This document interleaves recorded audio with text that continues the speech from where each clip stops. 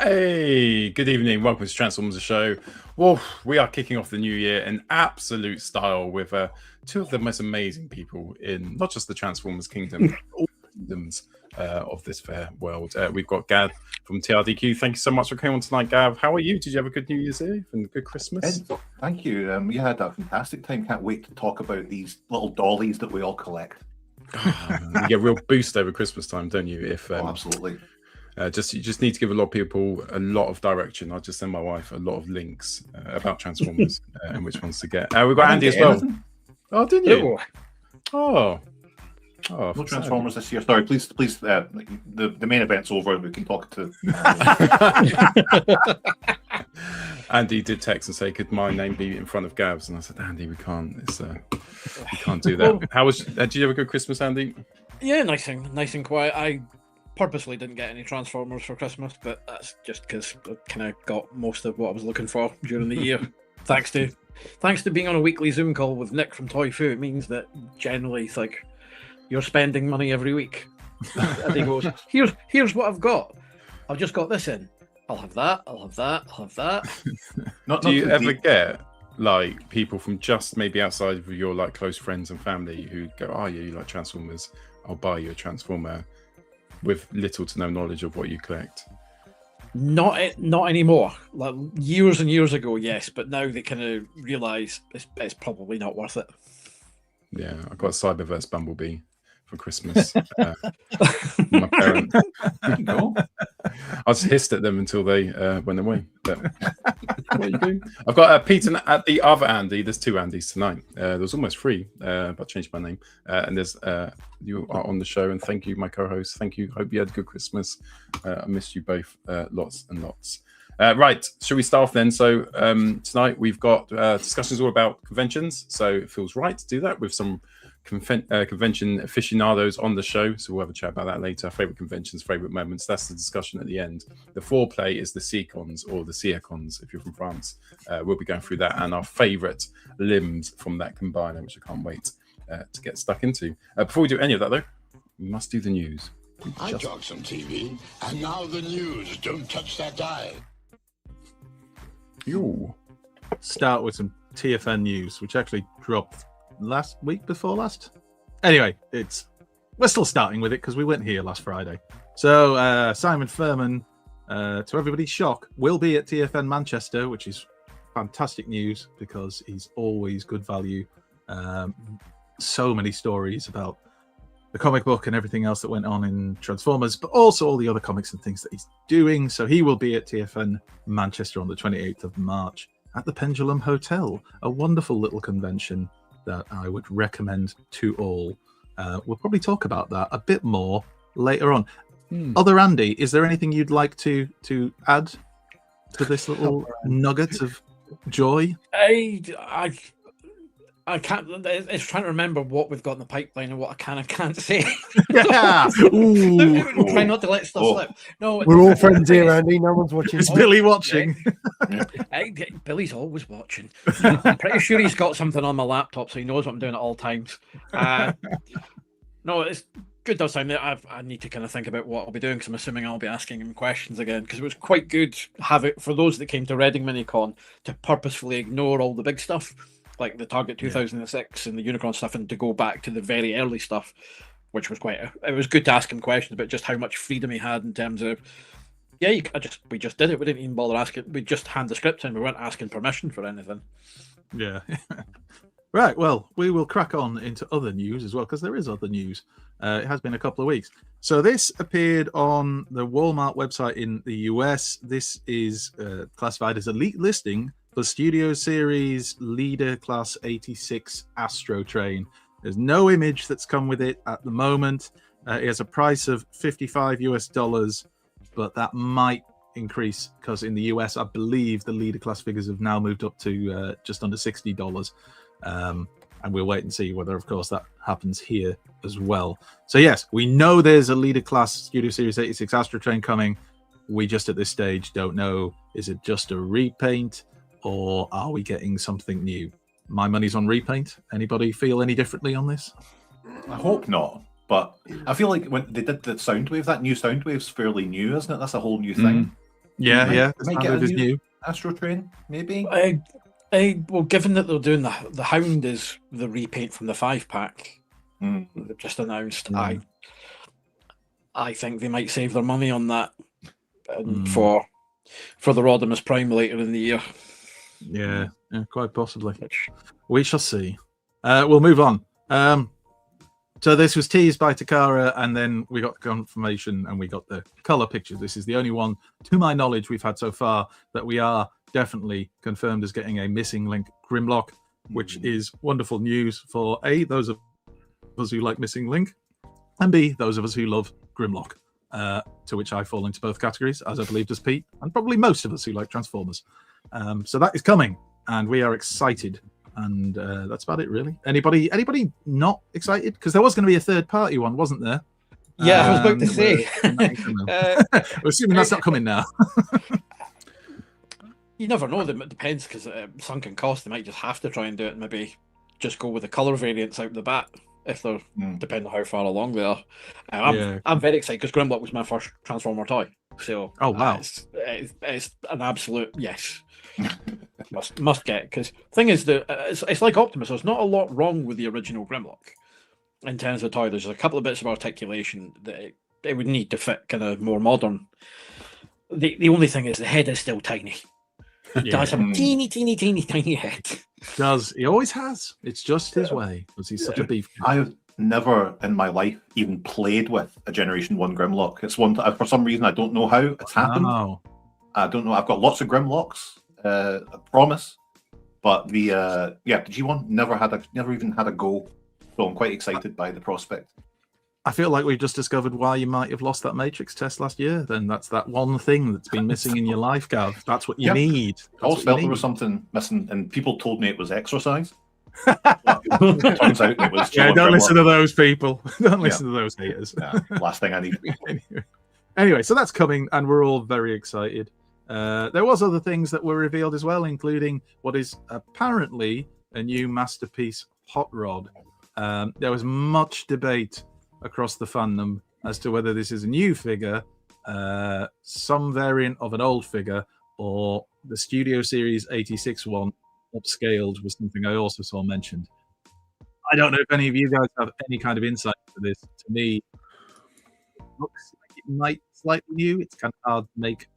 I think it's new. I don't think it's the Studio one at all. I think, and it's the MPG line, so it's got to be somewhat different.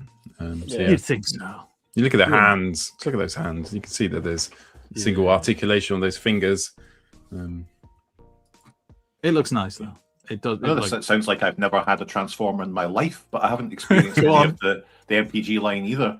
And I've still to hear someone tell me that any of the toys from that line are fun to play with. Like that's not what it's about, though, Gav. Well, that's it. That's I think I am now in my old age less interested in shelf display than I am in playing about with them and having fun with them. And I think the reviews can come out and it might be this is great. It's really fun to change between modes and stuff. But I'll wait for the reviews on that.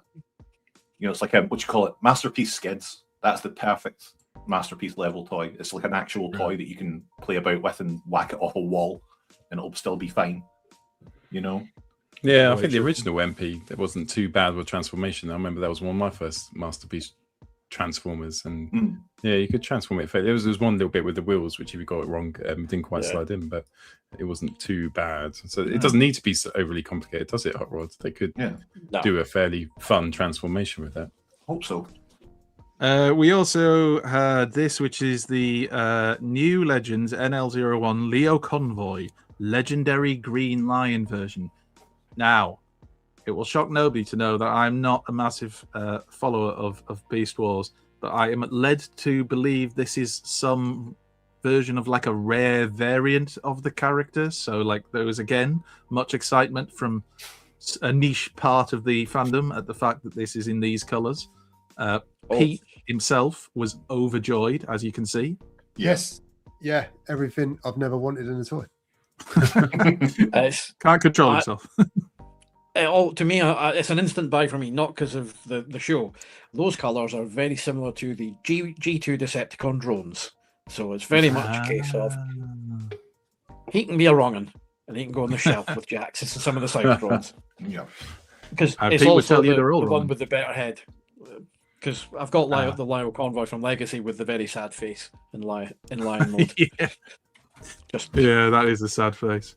We're also getting 2 versions of Sideswipe, the movie Sideswipe. So there's the Revenge of the Fallen one and a G1, what they're calling G1 Sideswipe because it's red, basically. That's basically why it's G1 red on it. That's literally it. I mean, that's how they wrote it up. So it's a nice red. It's like a Blood Oh, Angels red, isn't it? A darker red. I like that. Yeah. So that's coming. We already know about a lot of the other ones that they were kind of revealing. We know about Thundercracker, of course. We know about Bruticus and obviously Sideways from Armada with his 2 headmasters, if we're calling them headmasters. And we have also seen this T-Spark timeline stuff. This is the Optimus Prime and the Starscream, obviously. But yeah, fair amount of excitement for some of those figures. Certainly the new reveals. I think we can all agree Grimlock's the star of the show there. And then that brought us onto this lad, who you'll be shocked to know is the Studio Series More Than Meets the Eye 40th Anniversary Autobot Hot Rod, although it doesn't say 40th Anniversary anywhere on the box, as somebody pointed out. So there you go. From the More Than Meets the Eye collection. It is Hot Rod. It's the Studio Series one we've had before, but in a pinkier colour. And with a fishing rod seems to be the major. Well, he also comes with a not lightsaber and shield. So now, personally, I'm going to buy this because it's the color for me. But anybody else have any strong feelings about this? Either way. Oh, pre-order's already in with ID. I loved when the retro collection came out with the hot pink hot rod. It's just like it pops so nicely. And I'll strip down the other Studio Series 86 and just make him Marvel purple. So I'll just customize that. Nice. Yeah. That's the way I can justify having the 2 of them. It's a long time coming, this, because I remember when I got Hot Rod, the original Hot Rod toy as a kid, it didn't have the fishing rod with it, and I kicked over the table, the cake went everywhere. I just went bananas. Mom!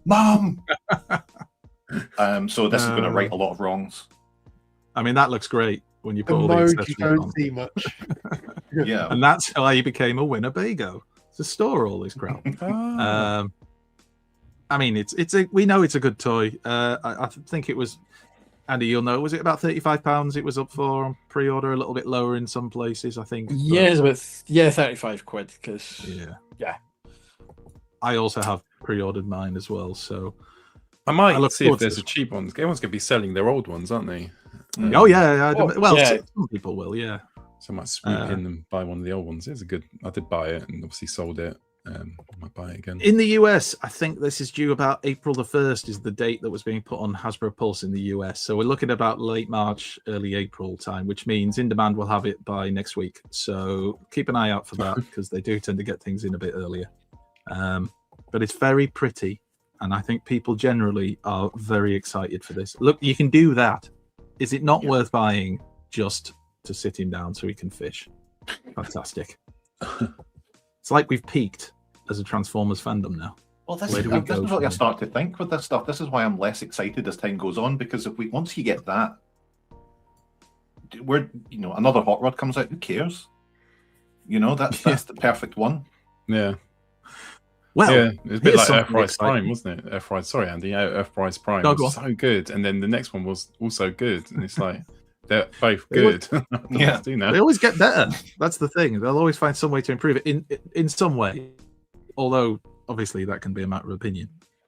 This is the new Transformers One Orion Pax. These are in-hand photos from a Instagram user whose name is Whispers and then a load of numbers after it.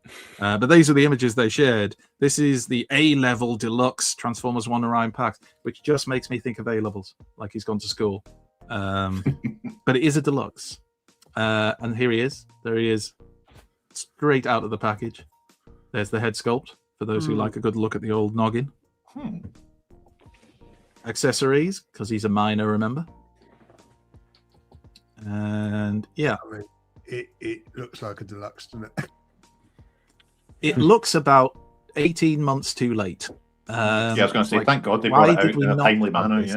Yeah. Yeah, exactly. Certainly didn't mess it up by releasing these things later. Oh my definitely. God! Oh, Wait, don't that be can't- too that harsh. can't be All it. primes. All primes have the legs.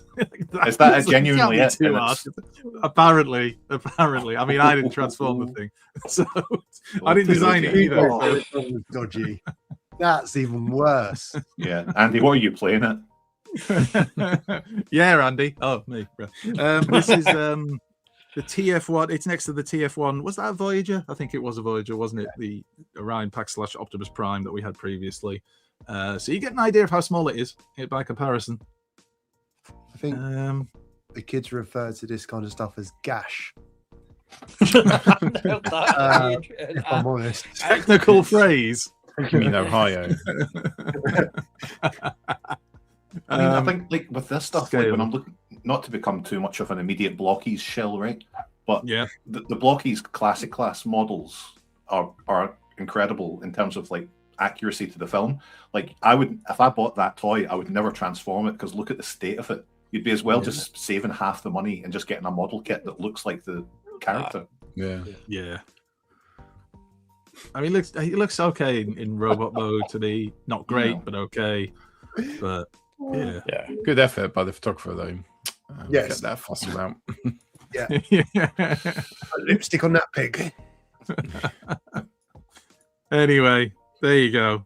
That's what you're getting if you buy that. So Yeah, nice and nice. crack on. It's up. It's Enjoy up to yourself. you. It's your Yeah, money. why not? Yeah, Why do you not? like? Yeah, do what you want. Waste it in any way you see fit. Nate, who's from the Transformers, I can't remember if he's the design team or marketing team, but he's Hasbro, and he shared this about the hot rod. So coming to shelves in the spring. He also pointed out there's 3 more pre-orders coming, one for each Tuesday in January. So this Tuesday coming, Tuesday after that, we'll get other new pre-orders. Although whether the things we'll have seen beforehand, these things get leaked all the time. So keep your eyes. I'm guessing Hound's one of them, as we will see when we get to Hound a little later on. And there's also this. So JT Prime 17, who posts a lot on TFW 2005's website and seems to have his finger on the pulse of what's coming out, shared some information about a new collaborative project. And all it is the names of them. And we know they use code names. But there's 6 of them, and they're called Kick, Race, Green, Song, which apparently Song will be an SDCC exclusive, Cemetery, and Monster Jam 1. Now, there's no confirmation or information as to what they are or who they are. Are they a team of 6? Are they separate things? We don't know. But the names were Kick, Race, Green, Song, Cemetery, and Monster Jam 1. So speculate away in your own heads as to what it could be.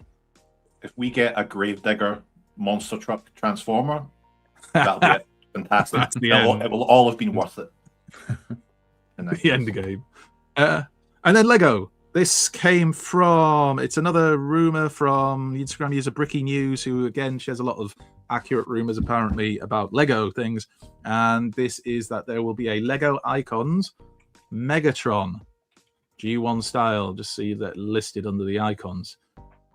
Not a huge surprise because we've had a Bumblebee, we've had an Optimus Prime, we've had a Soundwave. So Megs is, not a huge surprise, but I look forward to the fan outrage when it gets revealed he doesn't turn into a gun. Because he won't, because Lego hate firearms more than anybody else in terms of toys. True. Make him a tank or an ice cream van. Something Imagine else. it was, though. Had one of those smart bricks in it. Yeah. Just did gunshots and stuff. That'd be brilliant. Fantastic. This is one of the Hasbro Asia exclusives via Tan Fabian on Facebook. So this is the Transformers the movie gift set that basically is the Studio Series Megatron and Optimus Prime. It was limited to 300 units, priced at about $129 in US money, and comes in a special box sold via the official Hasbro Taobao store. I really like that. I love the box. Yeah. It's just, if you've already bought them, do you need? I mean, that's one for the what I call the proper hardcore collectors who've got money to burn. Let's chuck it at another thing that's the same. Although, No, sorry, go on. Oh, I ain't getting that. I'm waiting for my alternate universe Optimus Prime from Studio Series 86. I buy all the dead ones. I love that. I was going to say the alternate universe where he's dead. And then we got this, which was, I believe, has been debunked as being AI, although there still seems to be some debate about it. So this is supposedly the first look of Age of the Prime's Monstructor, but it's been picked apart by people as a picture, and most now believe it is AI, which is fine. I mean, we are supposedly getting a Monstructor. It might not be exactly like this, but our good friend, Mr. JT Prime, apparently said this about it, that it's pretty close to what he's seen. So, it might not actually be exactly like that, but it probably won't be a million miles off. So, for you Monstructor fans, like me, it's still nice to see. To dream. It's really exciting, this, especially when it comes, because they had Pretender shells, didn't they? I think I had Firefly. Was it Firefly? Firefly was the one. Well, the only one I had as a kid, and still have. And the shell has survived. It's not collapsed into some sticky, gooey mess. But I think with these, it'll be a bit like the Dino King one, where the alt modes, they just kind of turned into the creatures rather than having the shell. The shells would be cool, though, wouldn't they? Yeah. Some third-party company could surely do them. Yeah.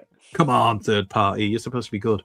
Anyway, we've already looked at that, and that takes us on to Hound and the utter excitement of this, which some people have suggested is not actually even a repaint, just a repack. If you haven't got him, that's good, right? Is Hound that popular? They need to keep bringing him out like every 6 months. I don't know. I mean, I kind of liked Hound when I was a kid. Now, I don't know. I liked I'm him not when excited. I was a kid, not now. I grew up. But I think out of that 5-pack, 4-pack, 5-pack that he came in, they've all had numerous reissues, haven't they? And Yeah, Hound's individually. the only one. Hound's the only one that you can buy on its own. Yeah. There is that. We got the Tritus, didn't we? Yeah, it's quite a cool toy. I suppose. I mean, I'm crapping on it, but I'm still going to buy one, obviously. Look, he did play Because I haven't got part him in the movie. so- You know? Yeah. Oh, he's huge part in the movie. Him and Snarl, my absolute favourites in that movie. Anyway, there he is in his box. And there's the back of the box for those who like to look at that kind of filth. And then the same Nate we talked about earlier on showed this, which supposedly shows the Studio Series 86 Hot Rod alongside Megatron and Optimus Prime from Studio Series 86, which is all of them, I believe, are the prototype ones, or are prototype ones, which is some people might start picking up how they look, but they were prototype ones in the Hasbro office. So he took this photo because people were asking about how the new Studio Series 86 would scale, a Hot Rod would scale. So there you go. That's how it scales. Megatron can still get him in a headlock for all your murdering Prime fun. And then JT Prime 17 was quoted as saying that the next 3 pre-orders are Hound, Scourge, and Prime. I'm assuming Optimus Prime. And then Megatron, the Insecticons, Prowl, and Starscream will be put up for pre-order in July. So anybody who's looking forward to those figures, keep your eyes peeled. JT Prime 17, whoever he is, this mystery man, does seem to get these things right a lot. So, might be worth listening to. And if you enjoy a bit of speculation, this picture's been doing the rounds. Now, again, this may well just be AI, but this it has been suggested could be the Scourge figure mentioned in the pre-orders. However, it was also pointed out by some of our learned friends on the panel here tonight that there is a Gemini AI symbol in the bottom right-hand corner of the picture. So make of that what you will. I'm not judging. I'm just passing on the information. I'm not saying that these things are created to deceive. Maybe people are just doing them for fun or whatever. And I'm also aware that we're on the internet on a Friday night talking about Transformers. But what kind of life do you have if you're creating fake AI Transformers to put online? What's going on? A glorious one, Gav. It'd be so funny if the guys doing this are sending it out into the ether and just getting bombarded with texts from girls going, "Oh my god, you are so you absolute." Yeah, you're getting these Here's my number. exclusives. Yeah. God. However, Here we go. If they did a Cyclonus like this, I think with that mold, you know, the That Kingdom Galvatron of as well. mold, yeah, it'll be a definite buy. I'm just going to say this now. If this is AI, fine.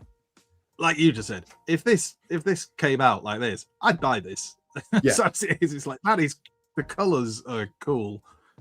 So if it is AI, well, It's just this is going to happen now, Damn isn't it. it? Every Yeah. week we're going to be going, is this AI? Is this AI? Oh yeah, it might be.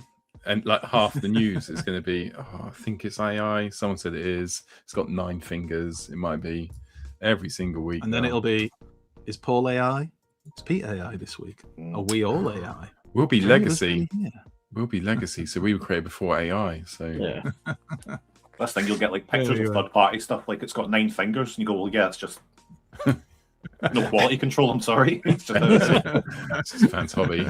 Yeah. Oh no, they're good fans hobby. Fans toys. I meant to say. Sorry, fans hobby. Right. You always have 10 fingers. Let's do some third-party news. Battle this. It's heavy metal crunchy time as Optimus Prime goes toe-to-toe with Combat Megatron. Prime is one tough dude underneath his hood. He's a transformer missile fire phenomenon. Combat Megatron is combat armed. His mighty mega missiles are slamming. He can metamorph and use mega force, but Combat Optimus is still standing. Cool. Right. So there was tons of third-party news over the last couple of weeks. I've gone back as far as I could before I started losing the will to live. Here we go. So this is Iron Factory's IFEX 44M City Commander Mirror, which is their Legend Scale Shattered Glass Ultra Magnus. Or Delta Magnus, I suppose, if you'd just rather call him that. But I mean, they've done it as Shattered Glass. Is It looks anybody... Yeah, attractive, fit. This looks awesome. Yeah. It definitely is. I could go for that. I like the little inner robot. That's cool. I like the little touch of the kind of pinky red on the chest. That's cool. And being as this is Iron Factory, you know, they won't be too hard to pick up at things like TFNs in Manchester or Birmingham or wherever. Especially if you visit, I don't know, Primetime Toys, they'll probably carry something like this, I would have thought. No. There you go, Moth. Got the name in there. I love Muff text and said, "Oh, I'm going to watch you tonight because the Traitors is on." I was like, "Oh, Yeah, I know. I can't Oh, believe I'm too. just giving him some free advertising. And I he's text back, got "Oh, these actually, I things. might not be on either. I really like the Traitors. No spoilers, please." Maybe Paul's watch not out. on again. AI. To hell with the traitors. The lad sat next door watching the live broadcast of SmackDown from Berlin. So that was what I was watching before I came on. Bit of wrestling for all the wrestling fans. It looks good. I like it. Yeah, I like that. That's that's such a good color scheme though. The Diaclone version of it. Oh, shut ahead. Yeah.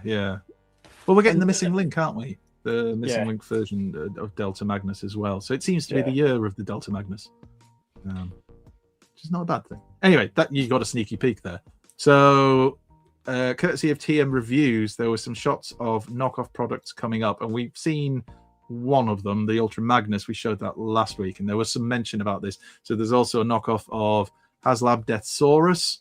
Sorry, I said last week. It was 2 weeks ago, we last broadcast, wasn't it? Anyway, we're getting a knockoff of the HasLab Deathsaurus, which piqued a lot of people's interest, because if they can knock that off, Does that mean they'll do any of the other HasLab stuff? And next thing you know, you're getting a £50 HasLab Unicron, and everybody who bought one to It's everybody not bought worth off to pay off the £50. mortgage. Not worth £50. It's absolute garbage. I'll stick with my Armada one. I'm quite happy with that. Yes. You're sensible obviously move. getting a Beast Wars Megatron in the bottom left and Twin Twist because, you know, why not? He defaults in troops, doesn't he? Of course he does. He's perfect for it. Which looks like the Titans Return one. Then we have this, which is X-Transbots MX-32G Jian, which is their masterpiece scale G2 Blades. So we all remember Blades in G2 in this wonderful color scheme. I mean, that's Was that nice. the That's a nice second color one? scheme. That was... Oh yeah, color scheme's nice. But this never came out, did it? Wasn't this the one of the ones that was a prototype and we never actually got released? It got there was limited numbers because that's one of the ones that the sets because sets were up. There was a full setup on eBay. I want to say two years ago maybe. But I think there's about 10. I'm sure there's about 10 sets or more because I'm but there was a full setup not that long ago. But again, the only problem is just the lockdown ruins time frames for remembering things. But it was up because there was a lot of people talking about it. That someone had the full whack. That face is good. He's shocked. He's shocked to hear that news. That's that a probing digit has been deployed. we actually haven't said good evening to X-Transbots. Good evening to X-Transbots. Big fans. We're Yeah. big fans, and they know that. I'm sure if they're regular viewers, as I'm sure they are. Doctor Wu. We've not mentioned Doctor Wu, I don't think, yet tonight. So let's start off with our first part of the Doctor Wu evening. This is their DWE 63 Gangsters and DWE 64 Rambo, which is Shattered Glass Scourge and G2 Sideswipe. Although they're saying it's Shattered Glass Scourge, It's and it does absolutely not. but it comes with a certain head design. Ed Perry's sweep design Mhm. from the movie panel that we did. Yeah, no, we noticed this quite a while ago, and it's like right down to even the symbol that Ed did for it. Well, he'll be delighted then, won't he? I'm sure he is. Somebody's going to get sued. It is what it is, but it's just kind of like Very cheeky. Very cheeky. Again, Dr. Wu. Not like third party. I know. Basically, Yeah. remember, and as I was saying to Gav the other day, it's like they're not the third parties; they're just expensive and well-made knockoffs because that's all they are. Yeah. That's why we'll rename this knockoff section. I think we should call it the Laser Terry Cat. section. Name it after it. Why Something not? different. Give him some match. Yeah. Give him a Something shout. different. Lasercat Toys have done a mini Abomi, which is their super deformed Abominus. So if you liked their Predaking and you liked their Volcanicus, probably not so much because, combining Dinobots. But they're doing Abominus as well. Maybe they'll do maybe they'll do the SeaCons and then I'll be on board. We shall see. I just ordered the Bruticus today. They've got Bruticus on the way as well. Didn't they as well? Yeah. So yeah, it's 17.5 centimeters in combined form. Yes, In your own Dominic, time, they do transform. Mm-hmm. Oh yeah. Yes. Right. We'll carry on because that's not all Lasercut Toys are doing. They're also doing this, which is Buzzfly. It's their version of what we assume to be Waspinator. But that, to this point, was the only image that we had. So we're getting a Waspinator for all the Beast Wars fans. He is a very amusing and, I'm guessing, well-known character. Completely unnecessary. No one's asked for it. Everybody wants one. Pipe down. X-Transbots are, I think, it's a new Galvatron from them because we've not had enough Galvatrons recently. And this is Abaddon, which is their masterpiece scale Galvatron. This is the box art they have shown off of it. So if you love X-Transbots as much as we do, you can pick up this Galvatron from them. The box will be the best bit. Don't transform it, for the love of God. Then Robot Toys are doing Scarlet Lord, which is their version of the Predacon Double Punch. Again, as Beast Wars aficionados, we fully know who this is. It's ridiculous. Ooh. It does look That's quite nice.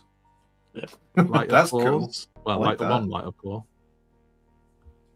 There you go. It's got the little. Is it a wasp? Is it a bee? Whatever it is, he launches out of his claw as a missile, really randomly. I quite like that. It's got a bit of a burning convoy look Yeah. to it. Yeah. Pete, will you be picking this up? Only to put it in the bin. Seems a waste of money, but all right. I mean, it does look like an actual scorpion as well. Yeah, it does. Oh yeah. The beast mode's pretty good, to be fair. Yeah. I mean, actually, I don't mind the robot mode. It's just he's not my favorite character in Beast Wars from what I've watched of the series so far. But actually, this looks decent. Although it's not Scorponok, is it? Because it's double punch. But you know what I mean. Then we had this, which was Rising Force, who are doing Fall of Cybertron Combaticons. I think this came from the Weibo account of Rising Force. So these are just the grey prototypes. Obviously, the fandom was crying out for new versions of the Fall of Cybertron Combaticons, and thank God Rising Force were listening. They will be 17 to 14 centimeters tall, as you can see up on the picture, and they planned to scale with Generations and Chug figures. And there's also some pickies, which we will now go through now. There's the vehicle modes. Oh, they're cool. They do look very cool. The thing is, the Fall of Cybertron Combaticons were cool in the game. The toys that they released of them were mostly trash, in my opinion, and also kind of hard to pick up all of them. Onslaught was that was a letdown. That Onslaught, hollow out piece of crap.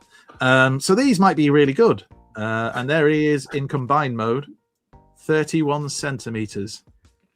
That doesn't To the seem very tip of his crown there. Like, if you want these toys or better toys of the Fall of Cybertron Combaticons, B&M are legally, like, they have to have knockoff Combaticons by law. So you can go and get In them all there. schools, in all Like, times. yeah, £7 each, pretty much. So you're fine. But only ever the same 2 or 3. That's the thing. So you can never complete them. You You'll just get you'll never get partly that. there. It's encouraging you go on a tour to other B&Ms. That's the whole point. It's straightforward. It's like, Find the same 3. Travel the country forever. Anyway, his arm turns into a cannon, as you can see there, so you can blast. I might have a go on these. They look quite cool. Oh, you do that. And then that takes us on to this, which is Craftsman Toys, who have done some very impressive figures recently, particularly their Technobots that some of our members are collecting. And this is their new product. It's their Masterpiece Scale IDW Ultra Magnus. So it's the guy on the right, just in case, he just looks in case you nice. needed it pointing out. And if you open up his chest, he has a light up matrix in there. And that's the vehicle mode. Ooh, What do you want from a toy? Yeah, I'm this getting looks it. awesome. I'm getting it. I'm going to buy it. I mean, for IDW fans as well, it's where else are you going to get something like this? And then I think, there we go. So a bit of a size comparison. That's their Grimlock on the left from their combiner set, so you can get an idea of the height. Look at that. They're not even using a tape measure, Pete. But here we are. Absolute amateurs. What is this, amateur? I will check the measurements, sunshine. Was that about Hey, 34 centimeters to the tip of the shoulders? That's a I big think it's bad enough boy height. there. Ed's saying, should we go for a B&M pub crawl? Like, just go in, because they do like Lambrini and stuff, don't they? So you could smash it. Well, they're not a pub. I mean, the heights are balls of it. I wouldn't necessarily suggest swinging it in the aisles. Sitting maybe down you in should. the garden section. I think Andy's throwing shade on your pub crawl idea, Ed. I think that's a good idea. Actually. Sorry, Ed. I'm not saying no. Go and do some Saying shots in the let's think it range. through. We could do them all. A couple of pints down home bargains. I was just going to say. I was like, you've well, gotta get good some Saturday bargains in there. Anyway, Laser Cat Toys again, doing Tigerhawk, super deformed version of Tigerhawk, and this is the tease. Well, there's 2 parts of the teaser they've done. So there's the robot mode, and there is the Tiger Hawk mode thing. So that will be coming very soon as well, I believe. There's so much third-party news. This is a new knockoff version of probably an old knockoff, but anyway, it's off G1 Metroplex. So this is Toys Star BX01 G1 Metroplex. I don't think they're probably calling it G1 Metroplex, but there it is. I got this. This turned up a week ago. It's really shit. Is that the same one then as this? Yeah, it's exactly the same one. Base Warriors. Does it say that anywhere on the packaging it came in? Yeah, he said it to me actually when I opened it. All right, I'm a base warrior. And I went, hello. Well based, didn't he? You don't look very stable. And he said, no, I'm not. My legs go like that when you try and put me down. And then my wife said, stop talking to Transformers. So you can say it, doesn't mean you have to. Here's Fans Hobby MB-15F White Naval Commander, which is their Armada Ultra Magnus / White Prime. It kind of is still Ultra Magnus. But anyway, here we go. Now, I think it looks very nice in these colours. Whether I want to buy the third-party version, do I? It's Fans Hobby, so I know it'll be good. Very good. Oh, I don't know. Who's got this in the chat? Or anybody here? Have any of you got the original? You see, I've got the Hasbro. What was it? Legacy one, and that's really good. This would have to go some to be better than that. Yeah, I think that came out around that time, where it's just like, what if you got that Legacy one? You're probably all right. Like, I didn't feel the need to get anything more than that. Although I did, I am a shill enough that I did get the Scourge that they recently did out of it. So I am the kind of sucker that would actually buy this to go with them. Although this will be a bit bigger, I'm sure. And I'm sure we've got there he is. There's the combined mode. So I mean, that's nice. White and blue. Yeah. Bit of Andy, do what you like. Don't let these people tell you otherwise, man. If you want to buy it, go and just do it. Oh, I'm paying no attention to the chat right now. Your money. Don't worry about it. I Never never do. If the chat's absolutely dogging you about this decision, but don't worry about it. No, it's fine. It's fine. The chat will pay for it. They'll buy it for me. They'll do a GoFundMe. It'll be fine. Everybody will sort me out, won't you, lads? The chat's concentrating on places to go and get drunk. Primark, Netto's. Where can you get drunk? Is there still Netto's? I don't think there's. No, they've gone, haven't they? There's one in Canterbury. Yeah. That's still there. Getting sloshed at Safeway. Yeah, like Quick Save. Went the way of Quick Save. Again, Quick Save orange juice. Randy at Rumbelows. Wellied at Woolworths. Rumbelows. Great references. Dr. Wu again with Smoke Dust and Beetlehorn. Their versions of Smokescreen and Bombshell. Smoke Dust. Just in case there's any confusion and anybody wasn't sure. It's what I'm here for, to point these things out. It looks decent. So small. I mean, I know I say this every time, but they're just little diddy things. You still keep that Scourge in your car, Pete? Paul, rather. Yeah, I do. I found him today as well. I was tidying my car up. I was at the Metro Centre and he was just there on the side, a little Scourge the size of my thumb. Get in, lad. Get into my little pocket, lad. There you go. Well, you can also get this because, of course, we've got some repaints. And here's Silver Lightning and Claw Worm. Love that name. Claw Worm. And they are Blue Streak and Shrapnel, obviously. You noobs. Did you not even know that? Because he just said Heron Foods, the only one he knows is in Heron Cross, so I thought it was just a local shop. There is more Heron Foods. Yeah, Cajun said, around. Don't forget about Heron Foods. It's a very I can't remember it from when I lived down south, but up north, there's quite a lot of the northeast. I haven't seen any in Scotland. No, we wouldn't tolerate that kind of thing. Heron Foods are the drinking in the aisles. Yeah. Well.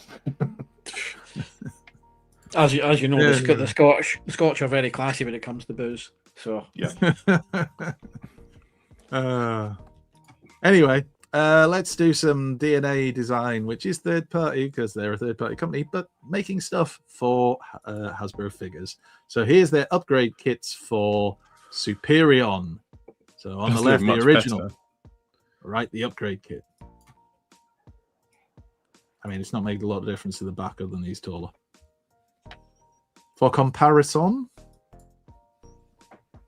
with their other upgrade kits on Devastator and on Menasor, and a choice of heads.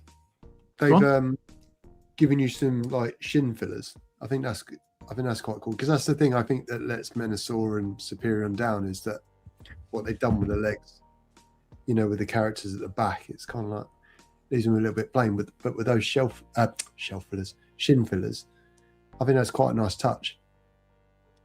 Or you could turn the legs around like they did.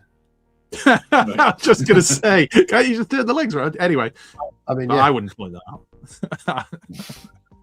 But you're right, you do get the, as you put it, shin fillers, or shin pads, as you might say, which they can use. Look at that leg articulation now. Look at that knee bend for when you want to pose him like that with one knee bent all the way back like that. That's really useful. And they can use the shin pads as shields. Look, use themselves as shields. Exactly, holding their own chests.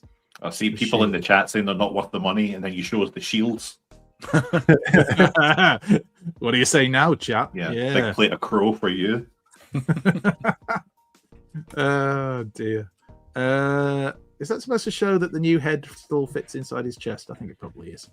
I mean, that's still ridiculous. But anyway, you can store the stuff on.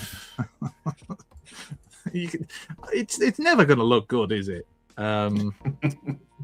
Yeah. I mean, who has their aerial bots in jet mode anyway? You're asking questions at that point about what drove you to that decision. Who hurt you? Who hurt you? Great questions, which I'm sure we'll cover as the evening goes on. Where am I now? I've completely lost my place.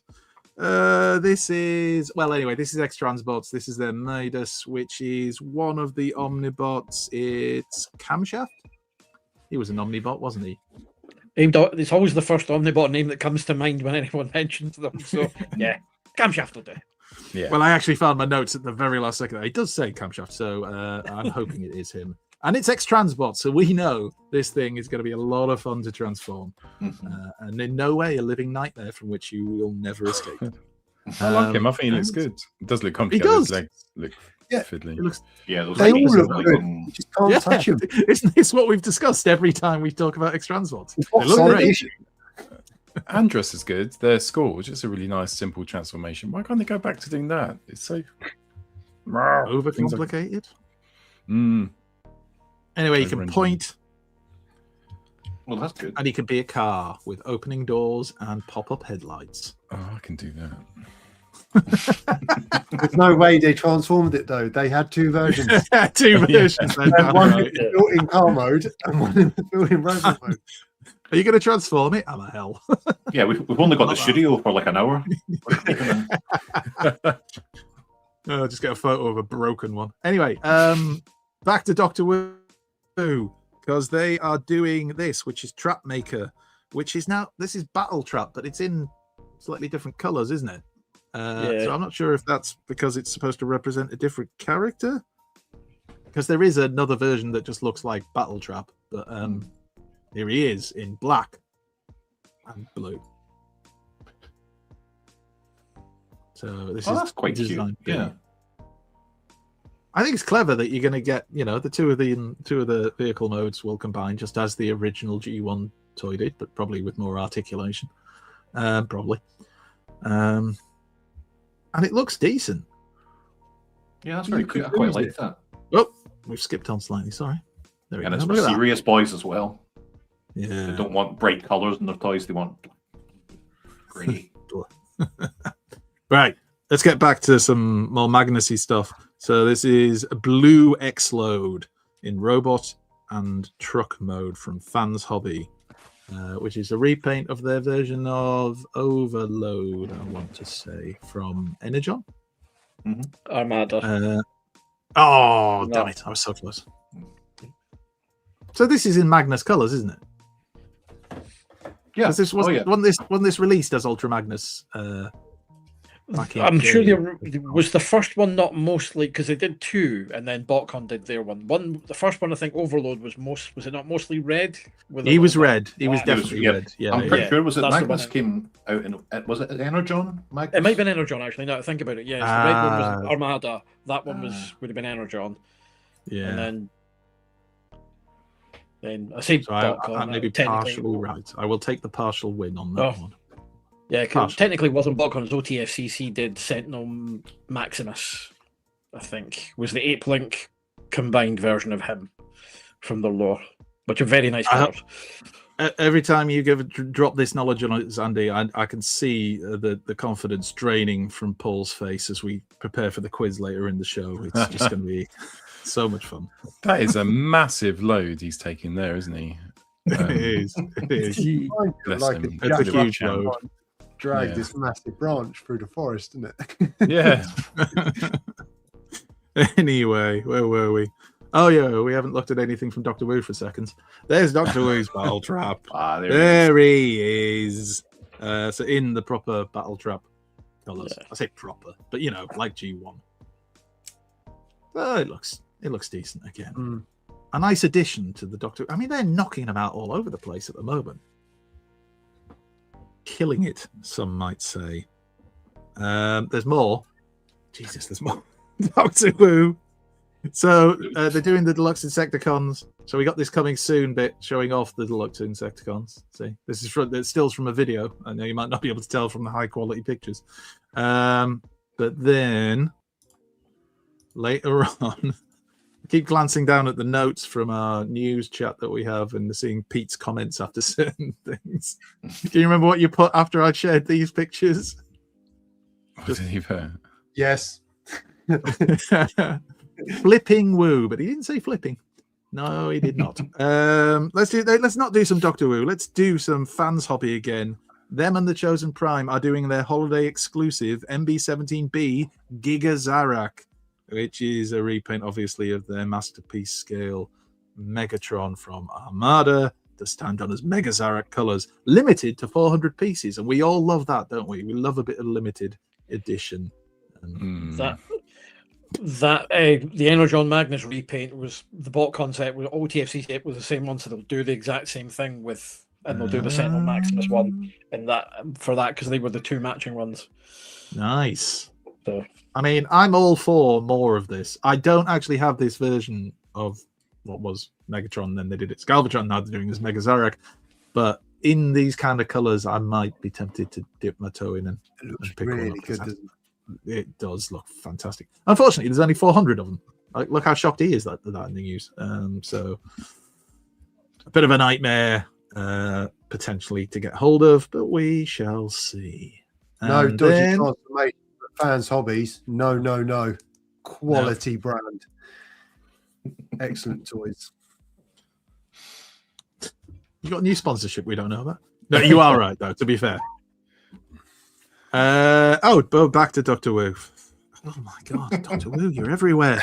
This is Sideslip and Plunder, which is their versions of Sideswipe, obviously, and Ransack from their deluxe Insecticons, which we mentioned a few minutes ago. So here's a few photos of them. Sideswipe in it. So Yeah, that's good. Yeah. Car. And then Ransack. And they're a 2-pack planned for release in April. So, yeah. Take care, Dave. It's heading off. Bye, Dave. One thing I do like about this is that, you know, you have Ransack, we're calling them Plunder, Sideswipe, we're calling them Sideslip. Like getting back to that thing with third-party stuff rather than being called, you know, like Defamation Warrior, whatever. You know, this is good. Bring that back. You're going to We've take only just got it properly. we've only just got over Dick, haven't we, from New Age? Oh, New Age and their Dick. I mean, Yeah. what a figure that is. And so many variations of Dick that they're putting out. I mean, numerous versions. Let's look this up yeah. now. Oh, there he is. I still feel that the third party peaked when they called Springer Alan. But that's just me. And then, this. Right. So here we go. This is DNA Designs weapons pack upgrade kits and stuff for your primes and other bits of it. You'll see in a second. So they've named each of the weapons. So let's have a look through, shall we? And here we go. Twin Blade. Because there's two of them, you see. It's clever. Come up with surely this that stuff. should be twin blades, guys. Come on. It's Crook not twin fan. blade, it's twin. It's a plural. Spark shot. Aegis Mirror Shield. I love it. Name them. It's fantastic. Yeah. Let's do this properly. Berserker Edge. Big spatula.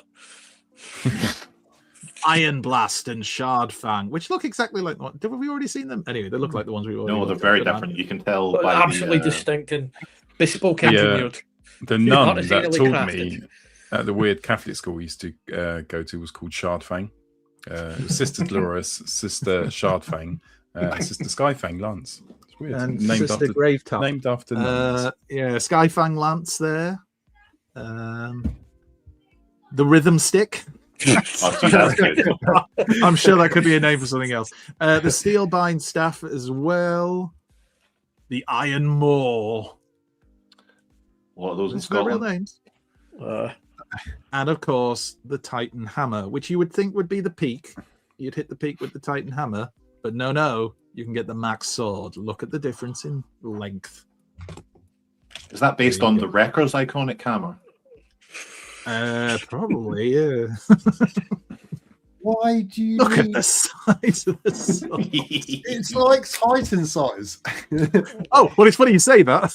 'Cause, Yeah. there's Fortress Maximus holding it. There you go. Fantastic. It's Titan and Absolutely Triptychon. wonderful. Triptychon. And that is all of the news. Woo, that felt like a long one. Save the best for last. Great news, mate. Great news. Should we do some pickups then? What we bought from the last couple of weeks? I think we've done the Christmas haul, although, of course, I guess you're welcome to chip in what we got over Christmas. So it shouldn't be too long, hopefully. We'll get you off and ready for the traitors after this. So let's do it. A bit of pickups. We now return to the Transformers. So get you off. I mean, I want to get the traitors. So Sure, it wasn't misunderstood at all. Joking. Not with our sensible chat. I'm joking. What I didn't get anything, so I'll go first. I've got some pictures which I need to put up. I did tidy out my games room. It's finally done. It's taken about 2 years. I've done one segment. I've purpose built like every single bit of furniture in here, and then I finally finished the other segment, which is I'll give you a little show. I think if the camera may reach round. So you've got this is where I play with my two sons, so Lucas and Elliot, who are 8 and 10, and they got PlayStation 5 for Christmas. So that's kind of completed our little setup of consoles over there, with some lovely retro gaming. And then I've got, you probably can't see it, but just around the corner there is sort of old PCs, and there's an old Windows 98 PC and Lucas's PC, and then they're the pictures which will be replaced with Final Fantasy pictures. I've put all little animes that I like all at the top. It's an absolute, and then there's some Warhammer, some Transformers at the top, lots and lots of starships. It's me. And that's it. Yeah, so really happy to finish that completed. And if you might not be able to see this, there's an drawing, my first issue of Lost Light, and then you've got some Transformers there, the lovely New Age Dinobots. And I might do a little video because you can't really see anything from this shit camera. The favourite things in my life right now, apart from my family, well, neck and neck with my family, my train bots, which are the Cyan Culture ones, and some fans' toys. Hang on, which ones? Are they the ones that you described as awful? No, they're the that Cyan the- Culture ones. So the ones which I Oh, described right. as Oh, it's awful. Moon Studios. The Moon you Studio hate. ones, guys, are Yeah. down there, and some of them are really nice, and some of them aren't. And my expectations were far too high for the Moon Studio stuff. Some of them You're are right, really it's nice. your fault.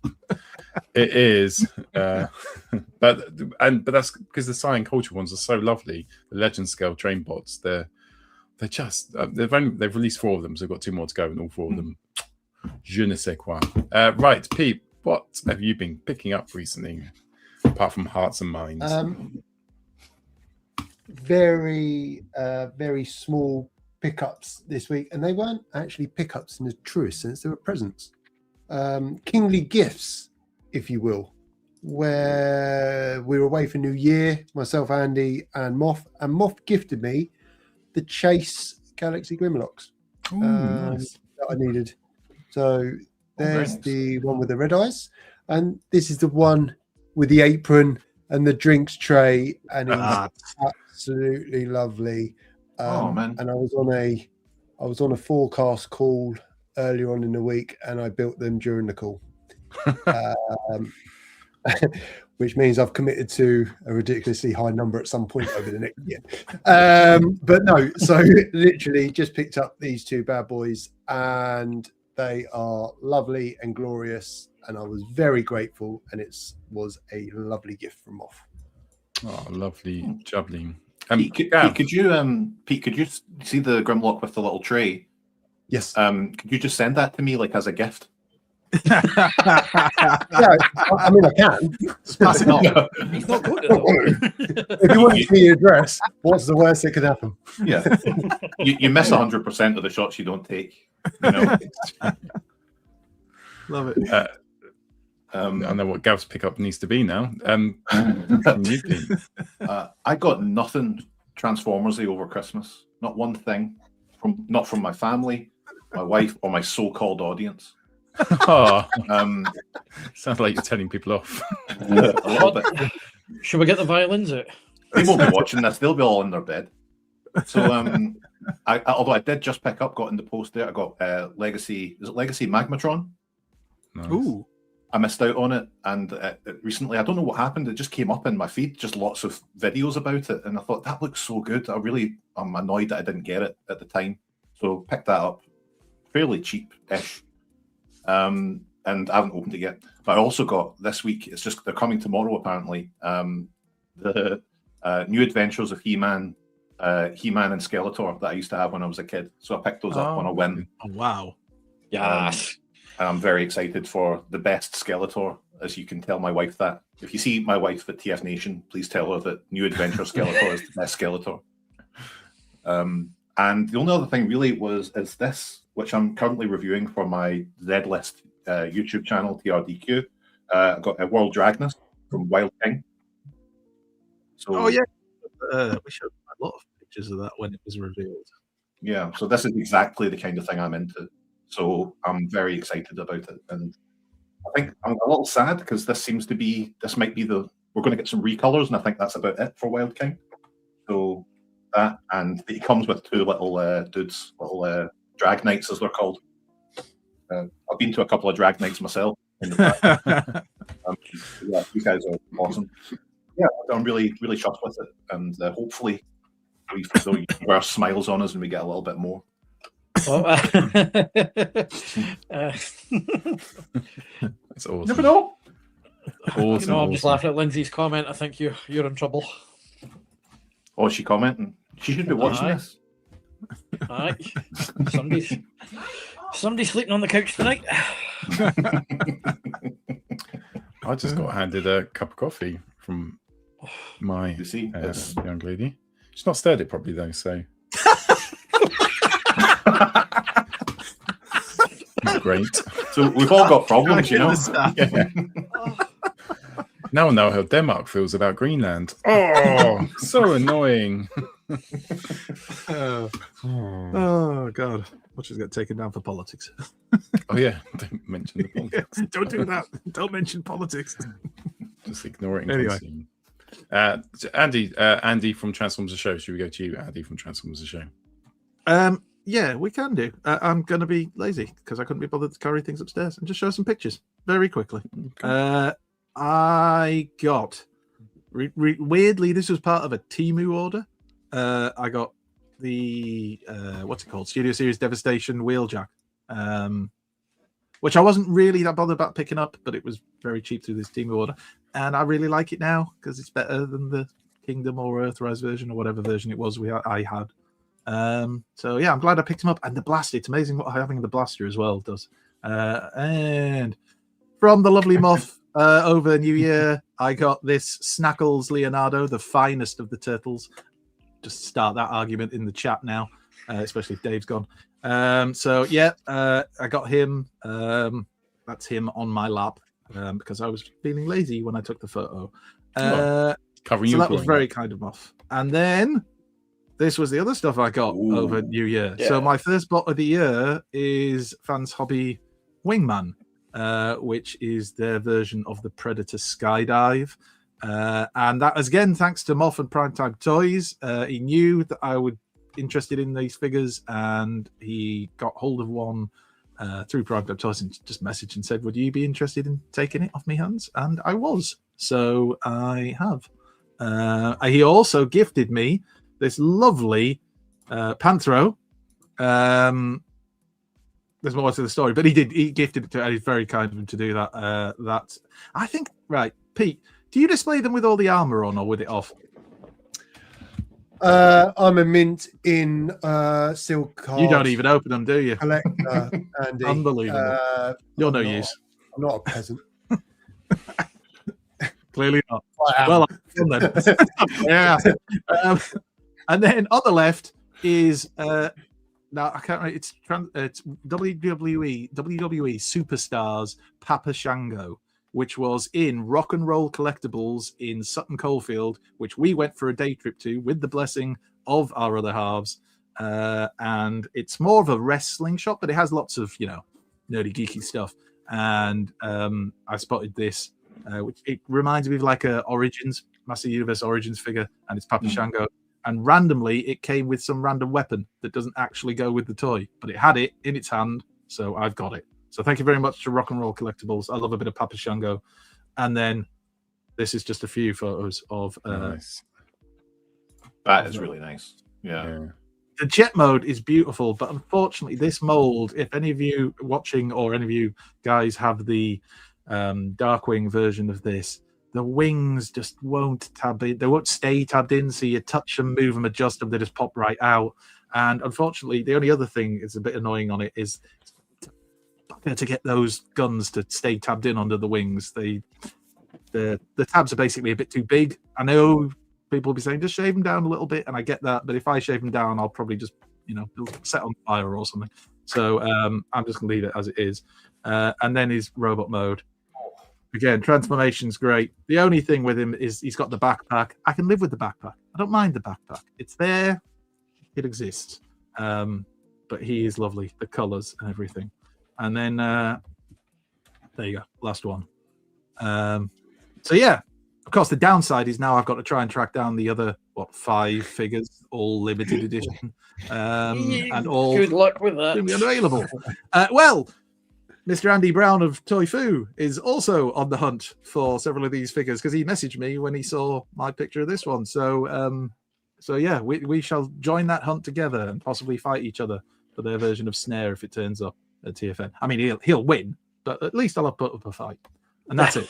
That's it for me. So thank you very much to Moff, Primetime Toys, Pete as well for being there. Unfortunately, the only thing missing from our few days away over New Year was that Mr. Farrelly, because of his love and commitment to his family, could not join us.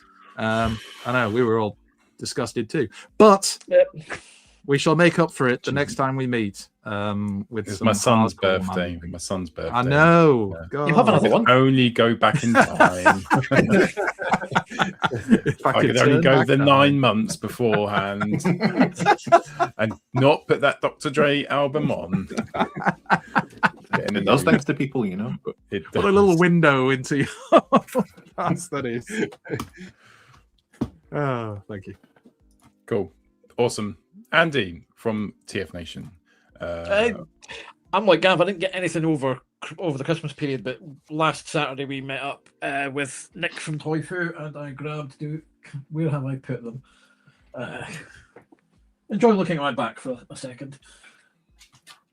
I thought you were going to have those kind of fun, white boxer shots with the pink hearts on them. Oh, sadly always fully clothed. Nick and I went halfers on the 4-pack that had this boy. Oh, yeah. Also the Horrible Nemesis Prime. No, Nick took the Horrible and the other one. Animated Nemesis. The two primes. That mold is fantastic. If Missing Link Prime hadn't come out, that Legacy G1 Optimus would have been my toy of the year. Such a great wee toy. Andy, very nice. G1 Nightbeat. Oh. With the gun being delivered at some point in the future, they do have it, just didn't have it at the time. So, was that Toy Foo as well? Was it? Yes. Yep. Over a long enough timeline, Toy Foo will get you anything. Jealousy. Growing. It took Nick, because Nick Roach asked Nick years ago, "Can you get me a?" It was the big powered guys, and it took Nick about 10 years, but he found them, and promptly sold them to Nick.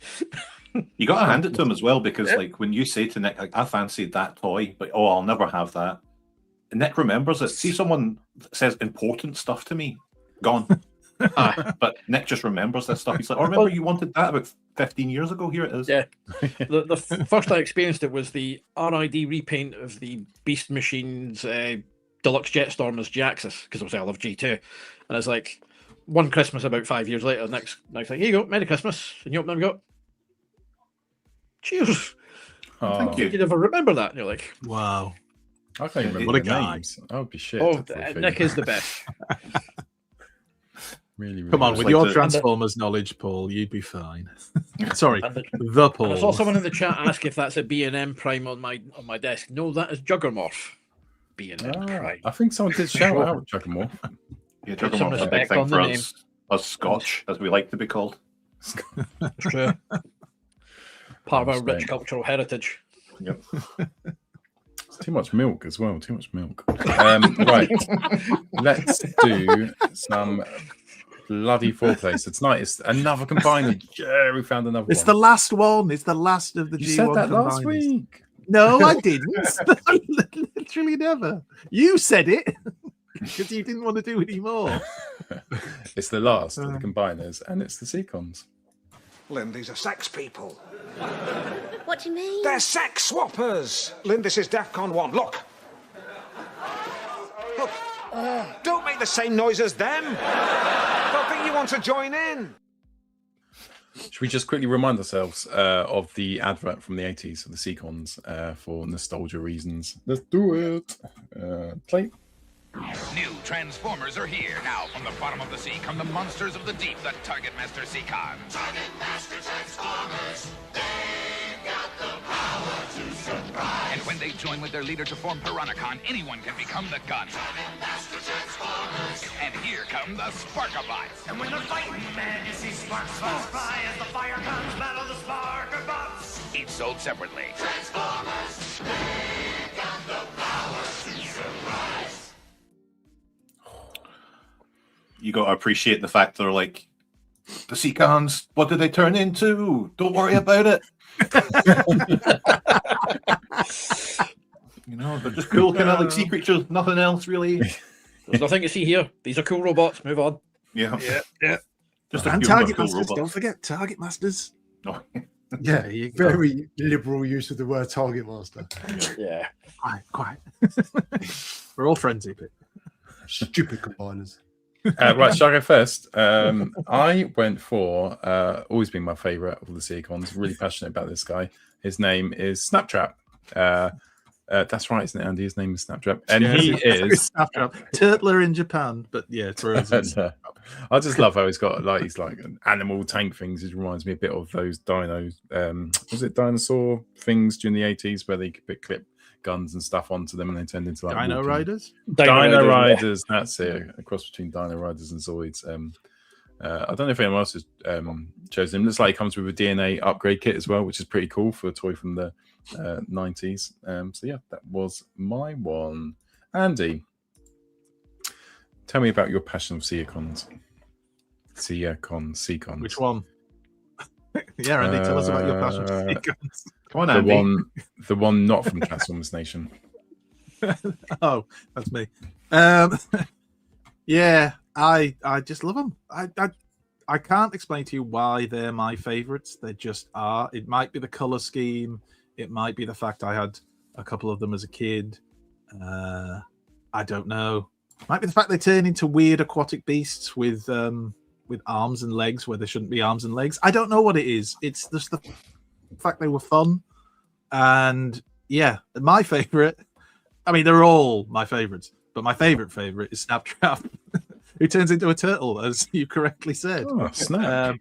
So this was one of my favorite pickups ever. When I went to buy something off a guy, not you, Paul, but a guy who lived in Durham, and he had some bots, including some of the Predators, and I just spotted in a corner of his room this box for G1 Snaptrap, and he said, "Oh yeah, I got a load of stuff from late G1 that I'm getting rid of all of it. And he was like, how much do you want for that? And he said, well, it comes with a box and the instructions and the original little catalogue inside. It's missing its sword, but I think everything else is there. And all right. And he said, 30 quid. Yeah, all right then. I'll stretch to £30 for that. And he joins my collection. I think I've got 4 snap traps now. God knows how many other limbs. I just love them. I don't know why. It's called, no, I do know why, because they're absolutely class. That's why I love them. So yes, he's my favorite by far. Again, the artwork does a lot of the heavy lifting for your imagination, even with a rip it. And then as a team, I just think they look so good in their alt modes, the colors. They're such great late 80s Transformers colors. Piranacon, I even like the combined mode. Hell, I'll have him as a combiner. I was also got. Do you know what? I could have gone for hours. I could have got the selects ones out. We'll go through those as well, but I'm not gonna because other people want to talk about how great the SeaCons are. These are old photos I did just literally because I just wanted to get the SeaCons out and take some photos of them. They're wonderful, and everybody should have SeaCons in their life. And I'm glad that they're the last of the original G1 80s combiners, at least for how we're defining them. Unless, of course, we dip, Paul, into the Japanese continuity, which I know you would love to do. But we'll probably do something else for Foreplay next week because we've probably had enough of combiners for now. Yeah, we definitely have. Cool. Right. Andy from Transformers Nation. Do you have a favourite SeaCon? Purely because of two things. One, he looks like a Sentai guy in a suit, Tentacle, and also in the Master Force cartoon, he just shrieks and dies a lot, and it always makes me laugh. It's like Thor's goats in Love and Thunder. I kind of like them. Before we were recording, saying I don't particularly care for the combiners at all as toys. They did nothing for me as a kid, but I quite liked their introduction in the comic, which was my thing, because they kind of got a bit about them as like, oh, the reinforcements, they're shoring up Shockwave's base, and then they did the thing that they were fed to Galvatron to make him look to get his heat back and taken apart. Yeah, but it was a good memorable introduction. Month, is that right? They were offline in like a month. In the US comic, at least, because they got killed off in the Underbase saga, and like everything did. I think that's pretty much. I think they appear in the lead up, and then that's it. But yeah, that was Bob having to clear the decks. But at least with Furman, you got like the two power, because also did this. The guys in the advert, the Firecons and the Sparklers all at the same time, so they all got a little bit.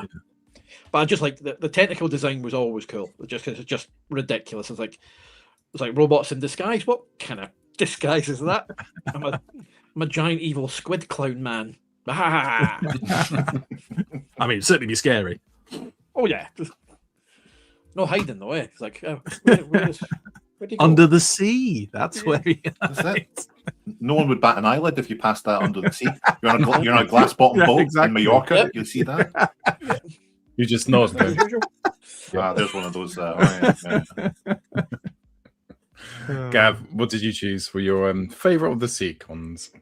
I mean, not to continue this trend, but it's 100% due to me having it as a kid, but it's Snaptrap. Yes. I do love the SeaCons. They are not my favourite. I'm a big Stunticons guy. I think the SeaCons kind of sit separately to the rest of the combiners in my mind. There was a sort of a special thing. But I just had it when I was a kid, and I don't know who bought it, because I would never have asked. As when you look at what was out at the time, like the Target Masters, Headmasters, Power Masters, I would never have chosen as a kid a pink and mint tortoise. And I got it, and it just grew on me, and it became my sort of go-to. Like, you're going to your grand's, get a toy. It would be either Snaptrap or Darkwing. They're the two ones that would come with me. And I just love it. It's got a sword, the little teeth in the tortoise mode. It's just cool and adorable at the same time, and I like the fact that the character, reading up his thing today, I was like, there's no like redeeming quality to him. He's just a proper bad sod. And I'm like, that's good. I like that. But like the other SeaCons are fine and fun. I've bought the commemorative set like twice. You know, that one that came out in the big pink box. Oh yeah. I bought that twice. The BBCS one. Yeah. It's a testament to how easily breakable that toy is, and also how many bits it comes with for you to lose. Then you have to buy it again.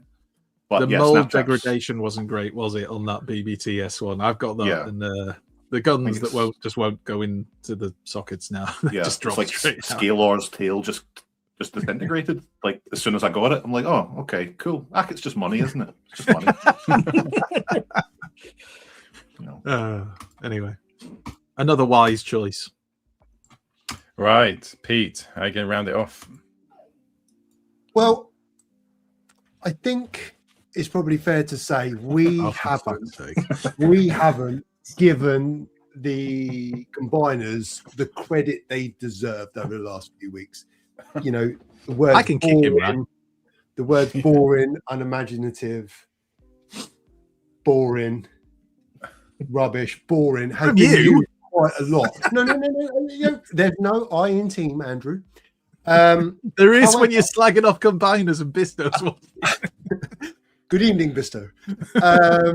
However, the SeaCons, as they're known in France, I think are different. They're outliers, all right? Because if we take, for example, my pick, okay, in the 80s, 90s, in the animated world of cartoons and also comics and stuff, everyone associates fish, you know, with people like Flounder from The Little Mermaid, Dory, Nemo, George from Sharky and George, even James Bond. Okay. Sharky. But then, thankfully, Scalor reminds us that there is hope. There is joy. There is a belief that Have you got this written down in front of you? Not all fish are good. Okay. Scalor was a smelly, unhygienic bastard.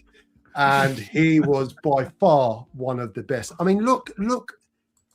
How can you not love that? It just says. What's his alt mode again? I can't even pronounce it. Oh, fuck it. I don't know. Fish. Is it pronounced Silica? I don't know. It's like from like Warhammer Slanesh, like the pleasure in hell, bleeding.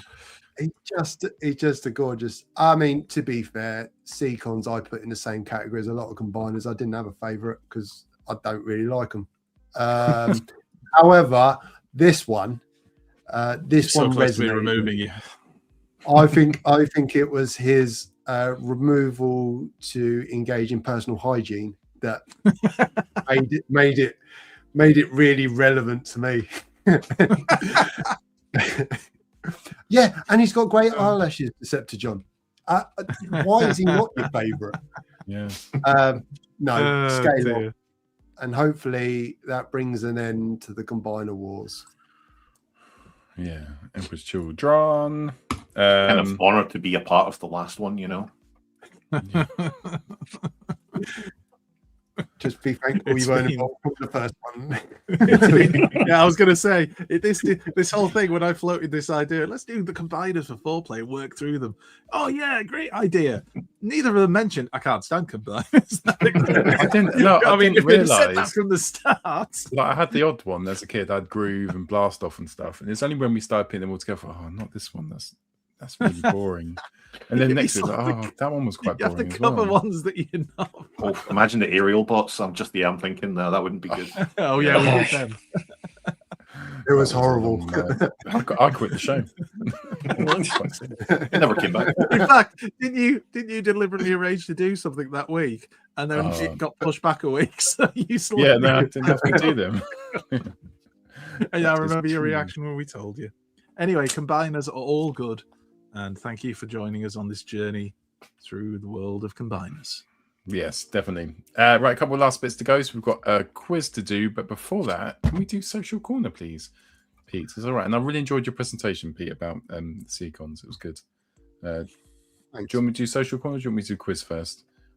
I think let's do Social Corner. All right, let's do the intro.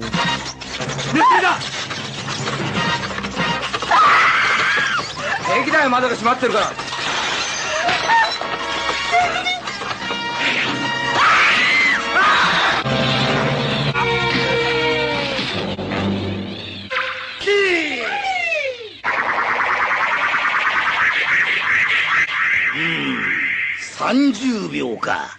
まだまだ弱い弱い。 Oh, I really Never. hope we don't find out that whatever he's saying is actually highly offensive. Joey's it every week. Because that would be really unfortunate, wouldn't it? let's just play it every week until we find out. That's probably the sensible thing to do. Oh, do you, Pete? Up first, Ben Peary with a drawing of everyone's favourite evil maniacal leader, Megatron. Gorgeous, absolutely bloody gorgeous. And So is Megatron. Bug Maniac on Blue Sky with Nemesis Prime from animated. An animated picture will always find its way into Social Corner, and this was absolutely bloody lovely. Bug Maniac, I'm going to follow them. Yeah, I saw that the other day. It was really nice. It's like Gorgeous. Yeah. Really, really nice. So many, and we say it every week, and it does almost sound cliche, but there's so many talented people in this fandom. We could do a show just on Social Corner, but just try and pick some ones that really stand out. Chris Bandenberry, Metroplex, and what is probably a very accurate scale as to compared to Prime and Ultra Magnus and the little yellow fella. So many good ones this week. It's Metroplex looks surprisingly smug there. Quite handsome.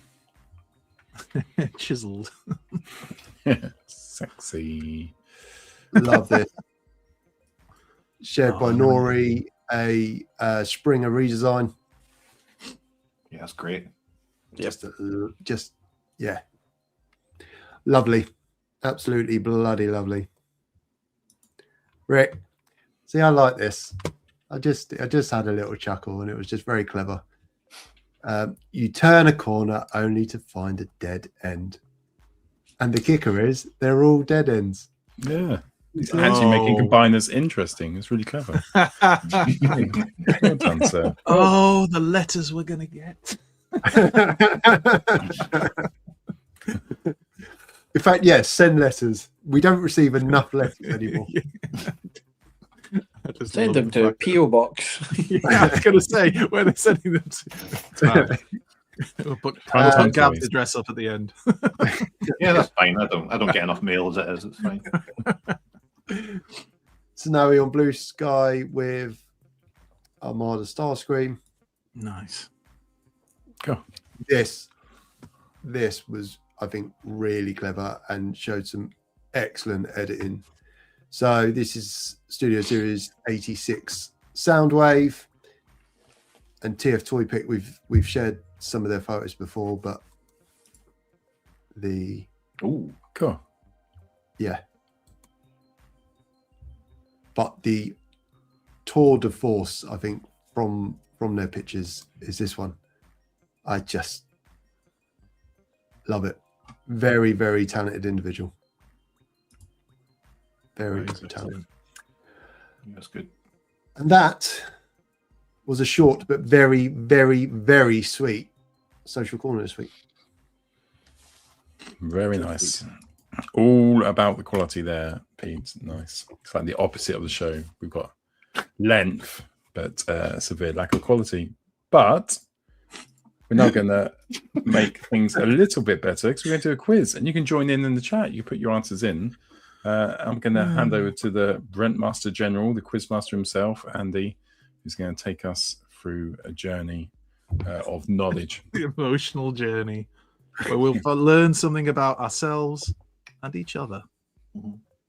Mostly we'll learn who doesn't know anything about Transformers. Right, okay. So I'm rooting for you, Gav. I'm rooting I'm for not. I've got a little bit of help, I'll be honest.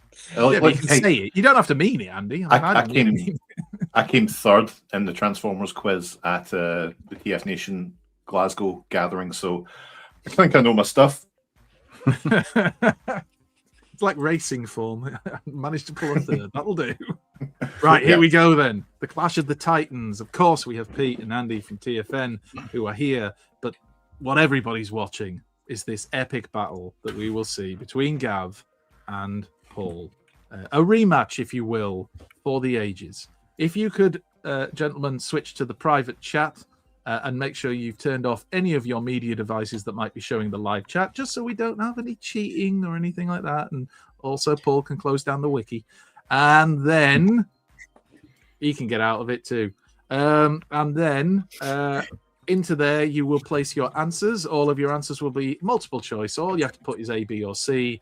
And I'll break up in between your answers so I know when you've answered the actual question that we're doing. It's 5 questions and a tiebreaker at the end, which we never actually need, but we do anyway, and we usually use it to rob somebody of victory. So it's all a bit of fun. All questions were sourced from the TF Wiki. And of course, as Skyo points out, the answers are not false. They're real answers from the TF Wiki, but if you've got a complaint, write to them. Right, here we go. All right, I'm just going to tell Paul to piss off. Right, here we go. Oh, he stopped. Oh, hang on. He's chatting. Is it about the coffee? It was a bit milky. Come find Quality Street. What a time to come and ask. She's trying to sabotage you. She keeps coming in every few seconds. Do you know anything about Transformers? All right, neither do I. Anyway, here we go. So, 5 questions. Here's the first question. I did say we were going to look at changing the rules, but we'll do it another way because I can't be asked. So, here we go. Whatever you think the answer is, you pop it into the studio or private chat, and we will then let the people know what you went for. So, question number 1. I won't bother asking you if you're ready. You've been waiting long enough. In the IDW continuity, how many members are there of the Functionist Council? So in the IDW continuity, how many members are there of the Functionist Council? Is it A, 12, B, 13, or C, 14? A, 12, B, 13, or C, 14? I invite guesses from those. You put the letter, Paul. Oh, sorry. How many times? What was 12? Was that A? Oh, it's fine. Just leave it for now. You've ruined it now. Ruined the whole quiz. Anyway, right, we got answers from everybody. So, Pete, you went for 12. Paul, you went for 12 as well. Andy and Gav also went for. Everybody went for 12, which is the correct answer. It was 12. Well done. Everybody gets a point. 1 point. I know.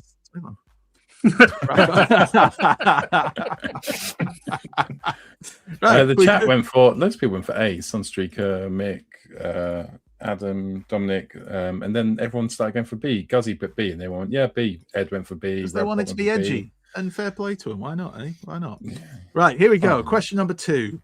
Right, back in the 80s, Hasbro abandoned plans for Double Pretenders, although 2 prototypes have been seen since then. There was a 4-armed spider creature and an armored gorilla.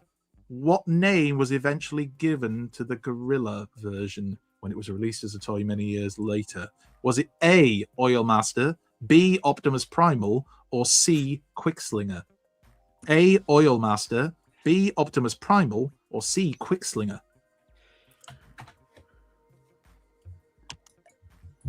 Ooh, and we've got our answers in. So, Andy from TFN and Gav, you were very quick with your answers. You both went for A, which was Oilmaster. Paul, you went for C, Quickslinger. And Pete, you went for B, which is Optimus Primal, because you love Beast Wars so much. The correct answer is A, Oilmaster. So Andy and Gav, you get a point each, taking you into joint lead with 2 points to 1 against the boys. But there's still plenty to play for. That's only the second question. Don't get ahead of yourselves. No, I think it's over now. Probably. Can we just stop? Just to be clear, I'm really good at guessing. So I think we know that. I may have no knowledge, but I've got the guests. Here's an easy one for you because it's about the aerial bots, which you're all big fans of. So the G1 aerial bots are Scramble City style combiners, so you can put the arms and the legs wherever you want, but nominally they do actually have a place where they go. So which position, which limb does Slingshot normally become? Is it A, his right arm, Superion's right arm, B, the left arm, or C, the left leg? So which position does Slingshot nominally take up in Superion? A, the right arm, B, the left arm, or C, the left leg? Put your answers within the chat, please. I'm just waiting on Andy. He's really thinking. He's put a lot of thought. He's just Googling it, don't worry. It takes a while to get on the wiki. Anyway, here we go. Right. So, again, shall we have a look? So there's a bit of a range of answers coming on here. So, Pete, you went for A, which was right arm. Gav, you went for C, which is left leg. Paul, you also went for C, copying Gav, clearly, which again was left leg. And Andy, you were the outlier. You went for the left leg, which was, left arm, rather, which was answer B. And you were correct to do so, Andy, from TFM, because it was the left arm, which means you take the lead. 3 points to 2 to 1 to 1. We can stop now. No, we don't quit. I'm out No. No. I mean, we often ask that question when we're doing the quiz, but no, we've got to finish it off because 14 minutes to go. Took the time. Right, here we go. Question number 4. In Transformers Energon, what did the Autobot bulkhead transform into? Was it A, an SUV, B, a jet, or C, a helicopter? So in Transformers Energon, what did the Autobot bulkhead transform into? Was it A, an SUV, B, a jet, or C, a helicopter? Oh, I tell you what, you all got in there with the answers nice and quick. That must be because you're all such massive Energon fans. I will be sure Paul and Pete to put more Energon questions within the quiz because you're obviously some big fans. Amazingly, Paul, you were the first one to answer with C, which is the correct answer. But everybody put C, so everybody gets a point. So Andy, you're on to 4 points now. You've got them all right. Blitzing it. Gav, you must be on to 3 points now, and boys, you're on to 2 points each. So, I mean, realistically, you can't catch up because there's only one actual proper question left. But you're here. We have so the you know tiebreaker. We have the tiebreaker. Gav, well, we do. Gav, you can catch up to Andy and make the tiebreaker actually mean something real this time. But Oh, no, let him have it, man. Whatever. Here we go. Deep breaths. Right. The Battle Beasts, famously featured as part of the Japanese G1 continuity. But what were they called in Japan? What was their name in Japan? Because they weren't called the Battle Beasts. Were they called A, the Battle Formers, B, the Beast Formers, or C, the Trans Beasts? A, the Battle Formers, B, the Beast Formers, or C, the Trans Beasts? Look at his wee smile. Look at his little smile. That's the smile of a man with some confidence. Let's have a look. So, Pete, you put Mrs. Brown's Boys. A bit of a random answer. Sadly, not correct. And I have to take your first answer, I'm afraid. So, no points for you. Since when? Just a bit of fun, 18 Pete. weeks we've been doing this. Is it that long? Just feels longer. Anyway, I'm joking. So, Andy, you got straight in there with the answer B, and then everybody else pretty much copied you apart from Paul, who thought I'll put Trans Beast because I just want to be different. The correct answer was B. It was Beast Formers. So, Andy, you have won the quiz. Well, however, while you've morally won it, just as Gav did at TFN, we have the tiebreaker question. So,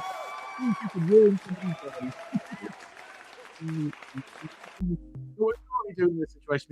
You are morally. Oh, sorry. You What? just went underwater like the SeaCons. Yeah. Oh, I'm back. You're back you're now, back. yeah. Oh, good. Yeah, morally, you are the winner, Andy. So congratulations. Well done. You can take that to the bank, but we are still going to take it back off you. We're going to rob the bank. And we're going to do the tiebreaker question now. And whoever gets this right wins the entire competition. Wow. That's just how we've always done it because it annoys people and it's funny. It does make sense. Yeah, it makes a lot of Andy, sense when you think are about the it. winner. Yeah. I mean, you'll get a feeling of anger if you don't win this, but you are the winner morally. Well, And that's I've lived with a important. feeling of anger all the time, so it's fine. That's just business as usual. Like the Hulk, here we are. Pretty much. Right, Constant okay. rage.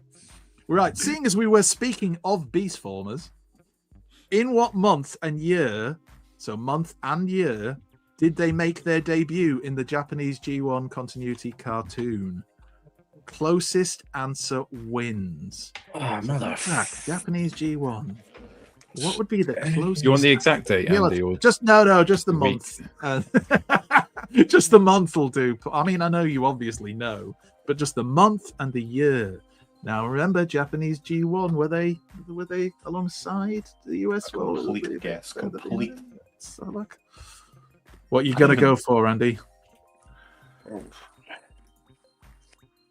I don't even like the Transformers, man. Just for fans. Yeah. The fact you and Paul got to the final, that's it. It warms my cockles. It really does. Anyway, enough about my cockles. Right. The correct answer. Oh, well, let's have a look first at the answers you got. So we've got January 14th, 1994 from Paul. All right. July 1988 from Pete. That seems like a solid guess. I'm going to go with guess. Gav, you went for March of 1989. Again, not without outside of the realms of possibility. And Andy, as a Beast Formers fan, you went for April of 1987. The correct answer is July 1980. Sorry, Paul. 1980. 7. So Andy, you win everything. Well you are done. king of the world, and you are now the right Moral and actual victor. There you go. The Can I just say, Matrix I think test winner. that's the last thing he needed. Yeah, don't feed the ego. Check out now. we fed the monster. Let's carry on. Ed That's got the it end. closest Thank you in for the playing, chat. everybody. Ed said August 88. Well done, Ed. Well done, Ed. Congratulations. You are lovely. Are you sure? Because Lovely, somebody's lovely. put April 97. That's closer. August. Doesn't August come after July? Yeah, but he's put. Oh no, wait. Has he put August 87? Oh, sorry, Yeah. I'm looking at Ed's comment. My apologies. I wasn't looking at the right comment. You're right. Cool. I'm About not good that. at alphabets either. I can't do alphabet. You know when someone goes, I'm not good with years, letter. apparently. I can't do that. Struggle. Or reading people's names. Struggle. I can guess the alphabet, I can roughly get the answer. Shall we do the discussion and round it up? Finish the Let's night do it. off. Let's do it. We now return to the Transformers. So we have, and I've just bought my tickets to TFN Manchester today. Bought them.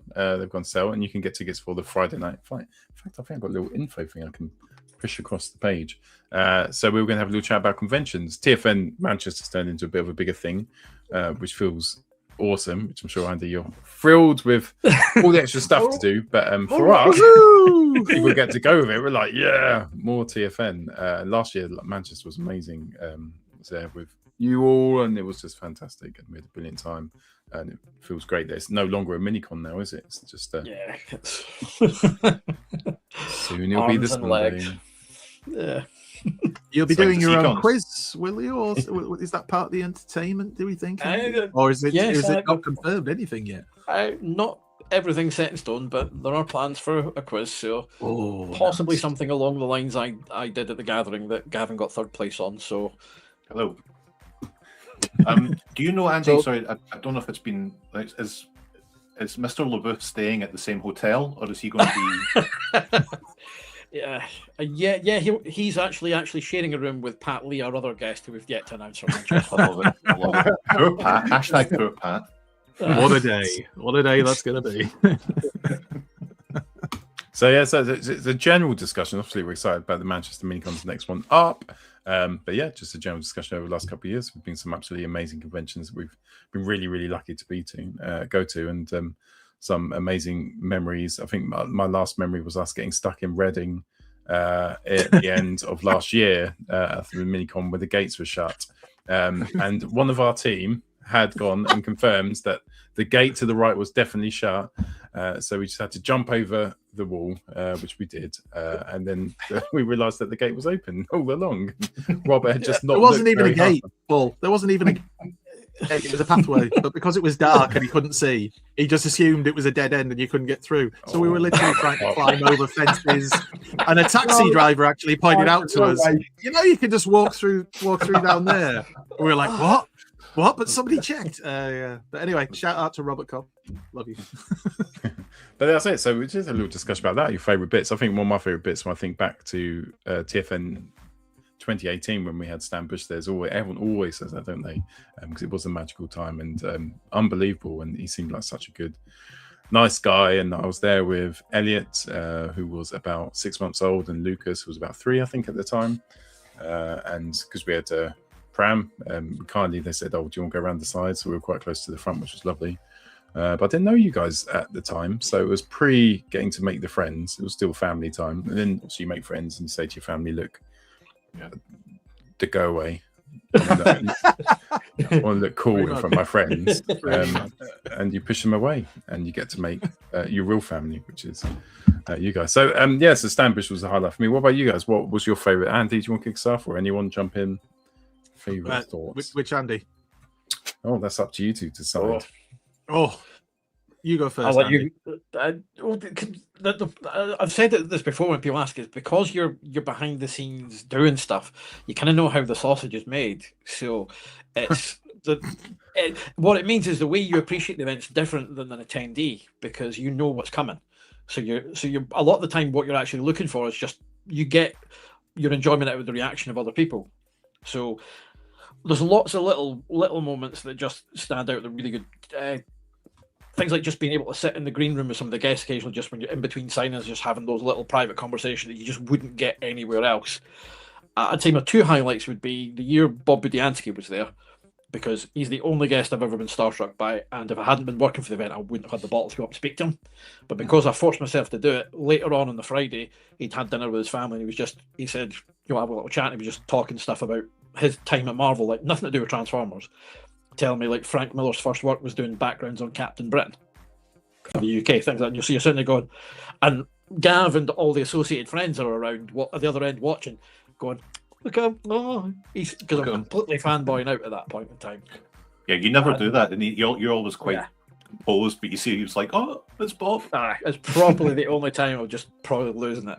And I'd say for the Winnie the Pooh script reading, because it was Grace's idea to do it. When talking to me and Dave, when she said, "You should do Winnie the Pooh," and your first reaction is, "That's a stupid idea." Then you actually go, "No, wait, she's right, we should."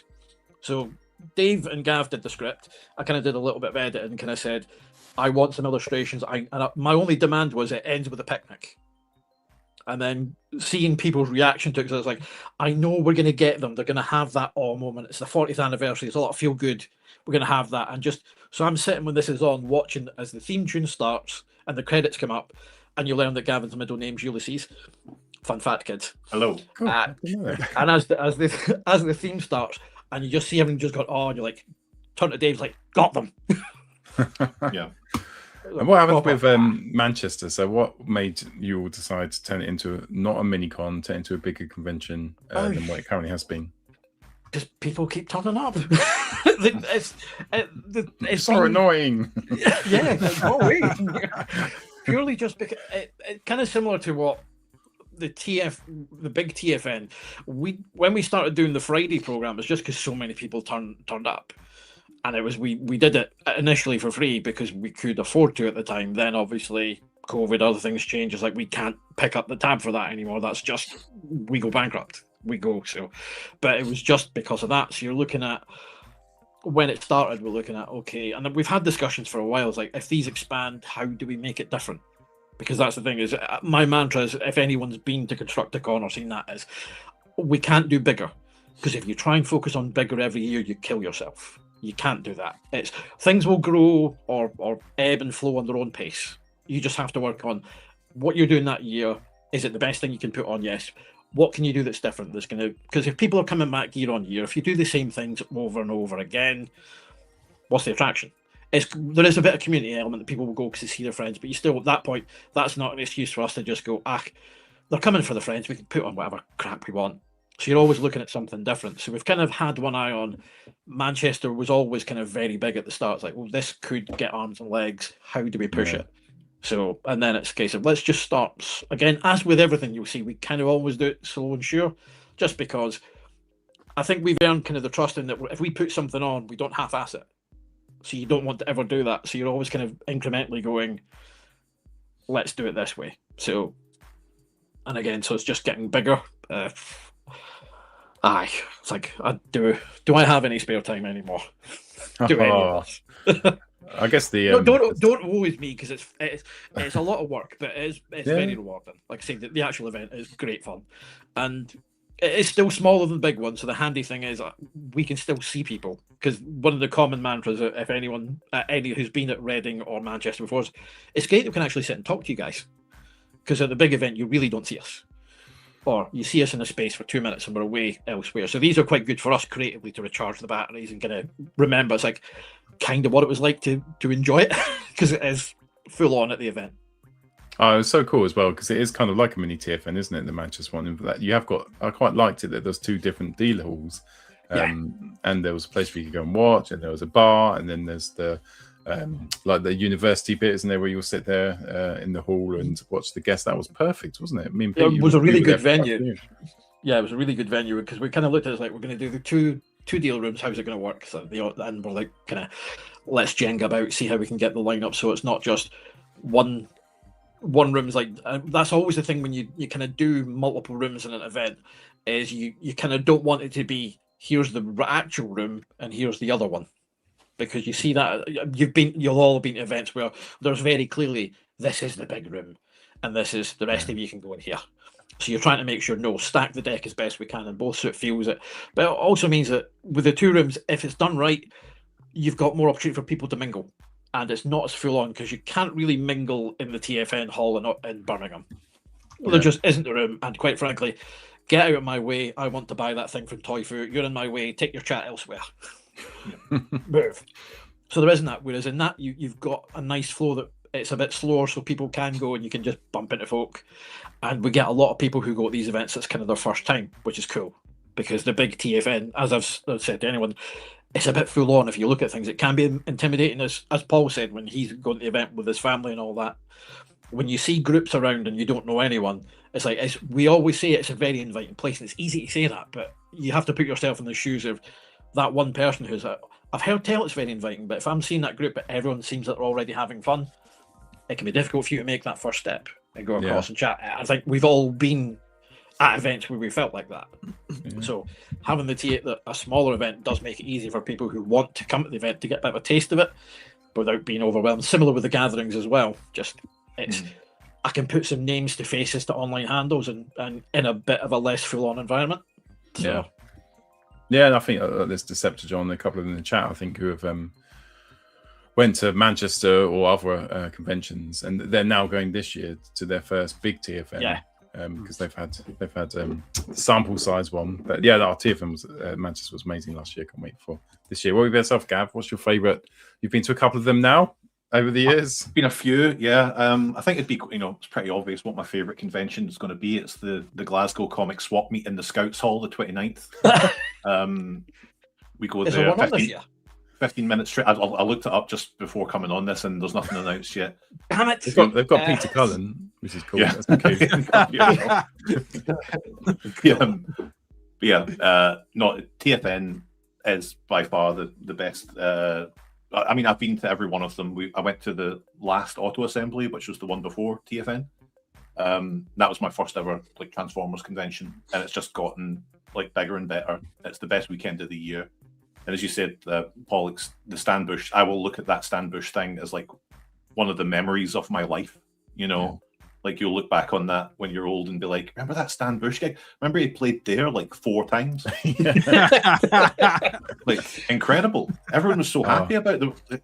We've played there so many times. Do you want it again? Yeah. Everyone's so good. But so many things that we did. I do the TM UK table with selling prints and badges and raffle tickets for Toy Fu, and just being able to even contribute to that in a small way that we do is really rewarding and good. Then my wife comes down with us, and Lindsay helps out on the Toy Fu kind of table, and we just both get a lot out of it. It's great. It's such a good weekend, and I think my favorite thing was definitely we did the animated thing with not the comic, that was great, but the one where we did the voice voice cast. Never been so nervous. I was out of my face because I was so nervous. My wife just kept coming up to me with 2 bottles of beer, there you go, and thank you, and just downing them, because I was never. I mean, it's not a good never use that to manage stress. But, like, Dr. Gav says. Yeah, not something I should endorse, but I was like, yeah, I don't know why I was so nervous for that. It was because there was so much more like talent in that, right? That there was like, it couldn't really go wrong. It was done. It was just going to get played, but they reacted so well to it, and the crowd like they loved it, and it was just such a great moment. Yeah, because we were standing in the aisles watching. And kind of, it's like both of us sitting there. I know Dave was at the other end doing the same thing, Wallace. We were all just like, it's like, because it's the audio thing, and we've done some visual elements, but we're asking a lot for people to just sit and look at a slideshow. Are they going to leave? And so we're all kind of looking to see who's leaving and who's staying. And it's like, they're staying. That's okay.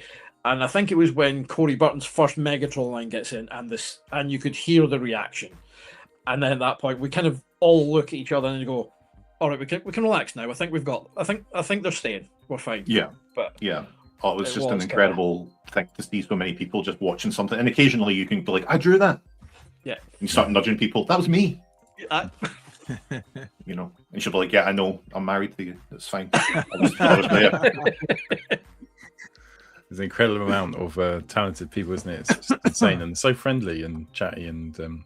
Yeah, it's the ultimate icebreaker. Like when I've had a few people ask about TFN being like, is it, are there little groups? Is it quite cliquey? Is it, like, it is easy to say it. It's very welcoming, but when you go into that hall or into the bar, you can go up to someone and be like, is that Blur?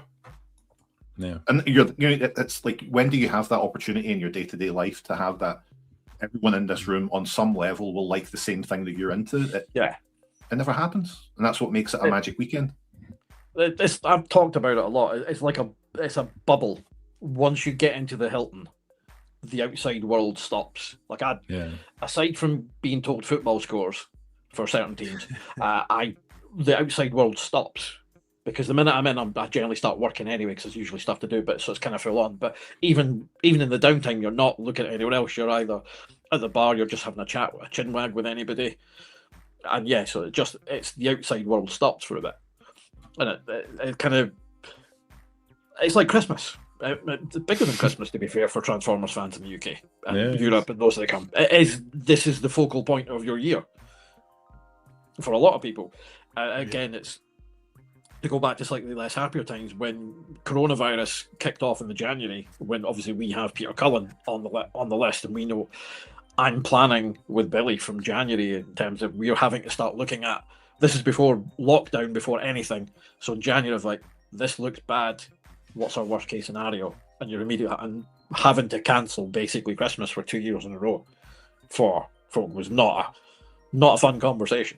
Yeah. We were well aware of the impact it was going to have on people, just because it was, even at that point, it's something to look forward to, something to cling on to, which is why then Billy, Dave and I go, how do we put a virtual event on in 3 months? Don't know. Let's give that a go. And that, again, that's kind of the mindset of anyone behind TFN. Is if someone has a good enough idea, we'll just go, do we know how to make it work? No, but we'll find a way. And between that and then Toy Foo doing the toy streams at that point, so you can add, for those 2 years, a little taste of it. It's not quite that, but just enough to keep people through. And which I kind of look at in terms of it, which it meant that when we came back in 2022, there was just such a sense of anticipation that, and which made its own challenges, because we were there sitting going, how are people going to react? It's been 2 years between people have been in big spaces. Are they going to be panicking? All this kind of stuff. And just, it was, so, but we kind of knew, and I'd kind of said, folk were like, I think we're going to be down. People are going to be scared. And I'm the lone voice going, no, we'll smash it. We'll have more than we had the last one. Yeah. Because people will feel cheated out of the 2 years they didn't get and need to be here for that. Yeah. And you all proved me right. Oh yeah. You win again. True, I am. You win everything in the world. I think that's probably why the mini-cons have been so successful, and now obviously Manchester's been upgraded, is that people take that experience in August, with it being feeling like Christmas and you're in a bubble, and it's just you're surrounded by even people that you don't know, but they love the same thing. And I think the post-con blues are real in August, you know, for so many people. And it's a bit like, you know, when you're coming back from holiday, they say when you're coming back from holiday is when you book your next holiday, because you want to you want to go again. And I think TFN's like that. And you know, the fact that Manchester has continued to grow, and now even we'll call it the southern one. You know, location to be confirmed. I do know where it is. There is more space, I can assure you. And the toilets are in the same building. Madame Tussauds, isn't it? Not the Transformers mecca that is Berkshire. But I think, you know, people want to, you know, they want to have that same experience and that same feeling all the time. And it's like, yeah, you know, everyone acknowledges you guys and you know, and all of the team and the volunteers and everybody put on this amazing event. But they're like, no, we want to do it again next week. Yeah, we want more. Yeah, we well, that was kind of the thing behind. Well, the gatherings were kind of twofold. One, cards on the table. It's test in some venues we've had the gathering was as a test for, will this support a smaller event? So we had the first gathering in Manchester and it was massive. It was like, yeah, clearly there's an appetite for it. The ones in Scotland, sorry to urinate the conflicts of theirs. The problem with Scottish events, as I've said, is getting the guests up for them is very expensive because you can't rely on public transport and the costs are much higher. But and as Gavin and I contend, as Scotchmen, we travel everywhere at events and we're kind of used to it. Yeah. But it's kind of thing is, the gatherings also encourage, look, this is how easy it is. If you want to start something, find a place, book a room, invite, you'll find people that will want to come. It doesn't have to be big and massive because it's just, I mean, we've been doing pub meets for what, 20 plus years now, 25 in Glasgow and Edinburgh alternately. And it's just book a place, turn up. It's that simple. That's what you want to do. And again, TF UK Con as well. Again, the space for loads. And again, different events, different flavors, different vibes. It's a case of could you have the new adventures of He-Man Nation? We could book it. I love it. Good. Me and you, Gav, get Weatherspoons. That'd be good. 100%. I'm down for that because my favourite Master of the Universe character bar none is Slushhead. I love Slushhead. Just the best goon of all time. Just so put upon. But yeah, but no, as you see, yeah, it's just chasing that feeling again of a year's a long time to wait. And also it kind of it gives you something to look forward to as well, in terms of, because we know the world as it stands at the moment is an unrelenting grind. So it's nice to have these things to go, oh, I can, even if it's just for an afternoon, it doesn't matter. I'm going to go have a few drinks, buy some overpriced toys, have a laugh with people I've known, and meet some new friends. For literally, it's turning into like 6 days, and I was just thinking because there was a couple of years where I think that it was that thirst to kind of see each other after lockdown, and it was kind of like, and I almost felt a bit guilty because I was like missing panels. I remember the visionary panels. I think the Mate Brothers and me and Andy were like, "I want to go to that," and I missed it. I was like, "Oh," because you just end up catching up and chatting and stuff. Yeah. But then now we go for bloody like a week. It's really good. It's like the Thursday crew, you get to see your mates and stuff, and then you can sort of absorb into it and start watching the panels and stuff and not feel like you're missing out on chatting to people and then head off. I've seen a few people be like, who's on Wednesday crew? And I'm like, shut up, man. It's like I'm generally in storage and loading stuff at that point, and can I just say right now, if I'm in the hotel on Wednesday, while we see one or two people, that's our quiet moment. I don't want to have to be in work mode that early. So you're saying don't come on the Wednesday, please. You're saying Tuesday crew. Is that right? But that's the thing. It is kind of a bit full on, so we're always kind of in work mode the minute you get there because there's stuff to always set up and stuff. So it's quite nice on the Sunday once it's all done and packed away more or less, that you can go and sit at the bar for a little bit and actually unwind. So you don't. That's when you'll generally see most of us for the most part. I think one of the best bits is just like having the hotel. It's in the hotel, or if you stay at like the Moxie or any other places it's close by, so you can come there, go out, chill out. Same with TF UK Con as well. The hotel's nearby. Some of the American ones, Sam's Formers was saying the other day that he went to BotCon. I think it was BotCon. He said it was good, but you're so far away from the hotel, and there isn't a hotel nearby you can book.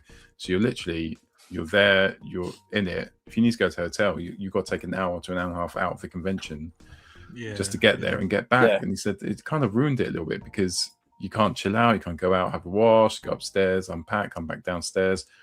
You can't pace yourself, especially when you're going there for 5, 6, 7 days. You don't get that chance, but it works so brilliantly. It's just weird, isn't it? It's weird how they don't have that in America and at quite a lot of other conventions, actually. It's one of the things when people ask again about the choice of venue that we have for the big event.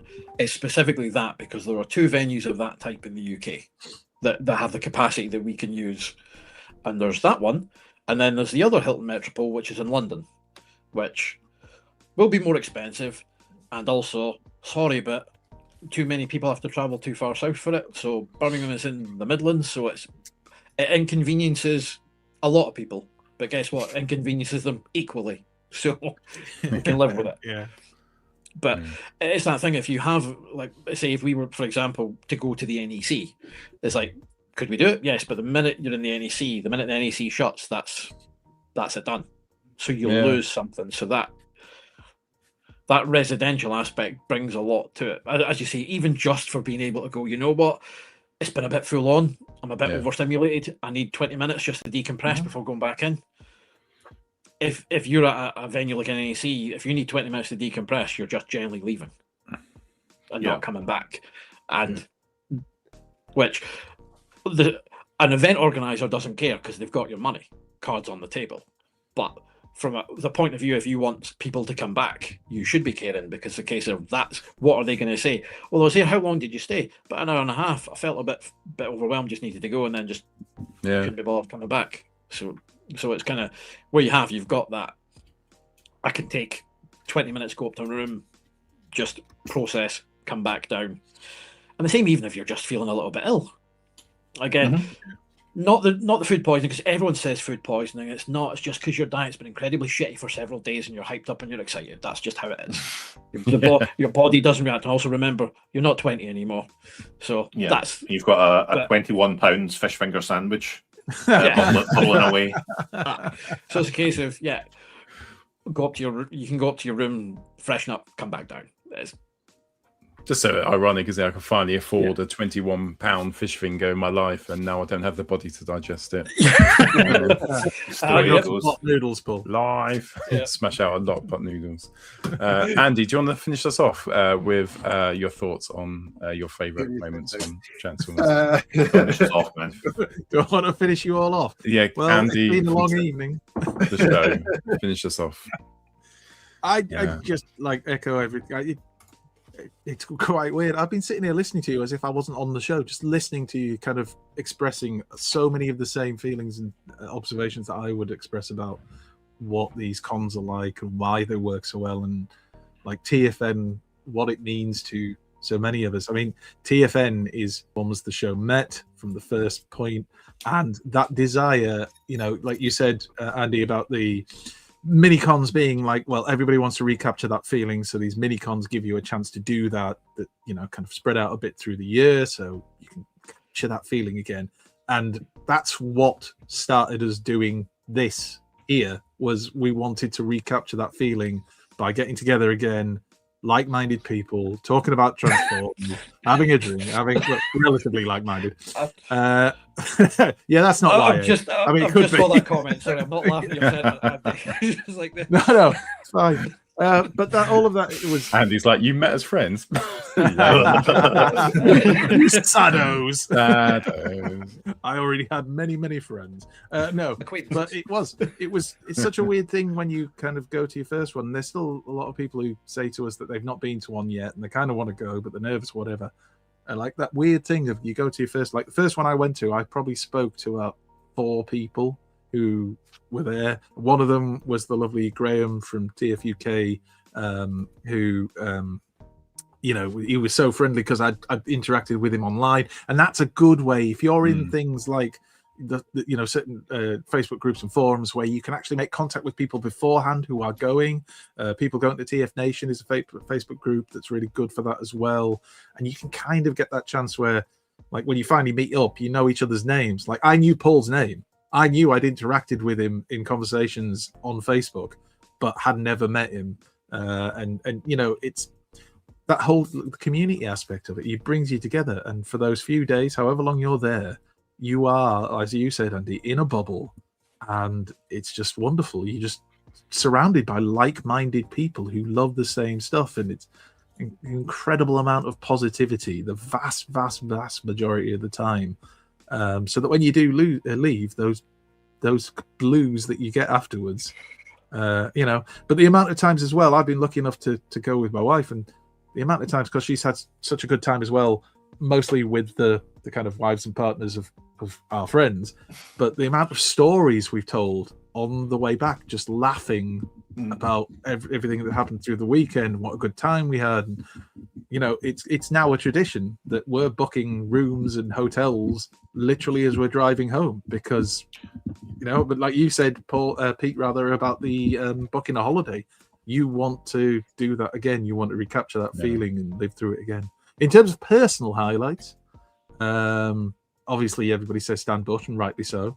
I think obviously meeting you guys and starting the show is something that is intrinsically tied to TFN. This strange guy, well, actually it was his partner coming over and asking if this strange guy could come and say hello to us, because he was a big fan of the show and he really wanted to say hello to us. That was a really nice moment, wasn't it, Pete?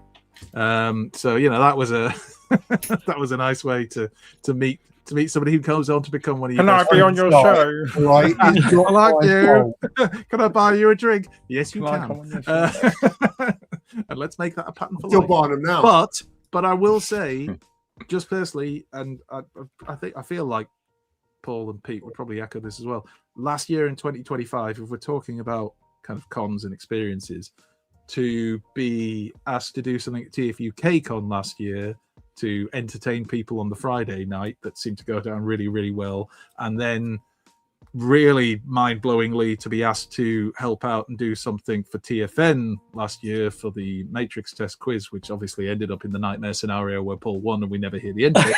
But all of that was just like dreams come true. It was just like, I know it sounds weird, but it was just like, wow, we've gone from people who just attended this thing and loved it to people who are hopefully contributing something positive to it as well, beyond kind of always trying to encourage people and always trying to be kind of welcoming to people and kind of let them know they have someone to come and talk to if they do come and they don't know anyone else. Well, Andy, there isn't that anyone that... Oh, sorry, you go on, Gav. It's a testament to passion, talent, and positivity. When you come to the show, you show those three things, who knows what can happen? Even people like you. I was waiting for it, and you did not disappoint. Yeah. Up on that stage, who would have thought? But what we're going to say is, when we do ConstructorCon, I've said it a couple of times, so it bears repeating. It's a case of there isn't anyone that doesn't turn up to that event. Everyone contributes, because we can put on a show, we can host an event, put things on. It's everyone plays the part in it, and that's it. Because we talk when people come up and do panels, for example, or ask to do panels and stuff, and they're always there are people that get very nervous when they're doing it. They're prepared, and it's like, this is the most forgiving audience in the world, because no one is watching you hoping you'll screw up. They want you to do well, and they want to be entertained, informed, or just engaged by what you do. So they are giving you love right away. So you do not, because public speaking was something I was never very good at, despite sounding as confident. At the minute there's an audience, I used to brick it. But I know going on that stage, even if there's butterflies, if I screw up, they don't care. But they are looking for me to inform, entertain, or what have you. But no one is looking for me to screw up. So it takes such a weight off. And everyone comes into that event with that mindset of they want to get the most out of that weekend. They want to have the most fun. So no one's going in being snarky, because it's easy to do that online, you see it, but in person, everyone is an absolute sweetheart. Yeah, they are. And like exactly what you said earlier, like people with robots on their tables. You can just go up and talk to them, and they're so welcoming and they're so lovely. And I've never had a bad. I mean, I'm coming from a place of great privilege, I'm sure, but I've never had a bad experience with anyone just going up to them and being like, "Oh, is that the new whatever?" And you're like, "Yeah, do you want to try it?" Or whatever. You sit with them for 10 minutes. Yeah. Yeah, it's great. Like, I've never had an experience where someone's been like, "We're actually with our friends." Yeah. Could you I'd be like, "Andy, kick them out." How have they got in? How have they got so close? Yeah. Do you have tickets? Can I check your lanyard, please? We were there. Sorry, I can't remember if it was 2022 or 2023, and I just bought from Toy Fu. I was lucky enough to pick up a Combine Wars Devastator, and we were in the bar, and I remember there was a dad and his son, young son, probably about 8 years old, who were sat near us, and they kept looking over, or certainly the lad was, and I noticed this, and I said, just kind of. He was looking at the Devastator. So, do you want to go out? Do you want to go? And he came over and he had a little fiddle around. I hadn't even messed around with them at all.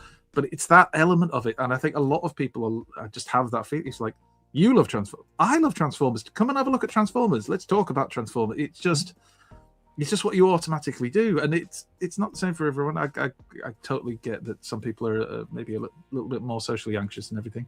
But even for you guys, I mean, we've had people who've come and just sat with us. Haven't had to, interact necessarily, but just to be there and feel like they're part of Chill it. out, yeah. They're there. They're part of the conversation in that they're listening to it and they're taking it in.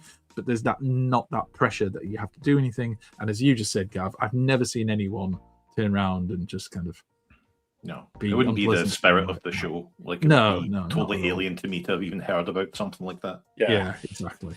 It's anti-elitist, isn't it? And it's like some of the. I remember I was really into PlayStation collecting, and there was loads of cool people, but there was a bit of like, if you didn't know what you're talking about, don't hang around. Like, it's not like that at TFN. It's like literally like, and especially with me, whose knowledge probably isn't as good as everyone else's. You don't have to go and know exactly what that transformer is. You can go, "What the fuck's that?" And they'll go, "Oh, it's this," and it was released in Japan.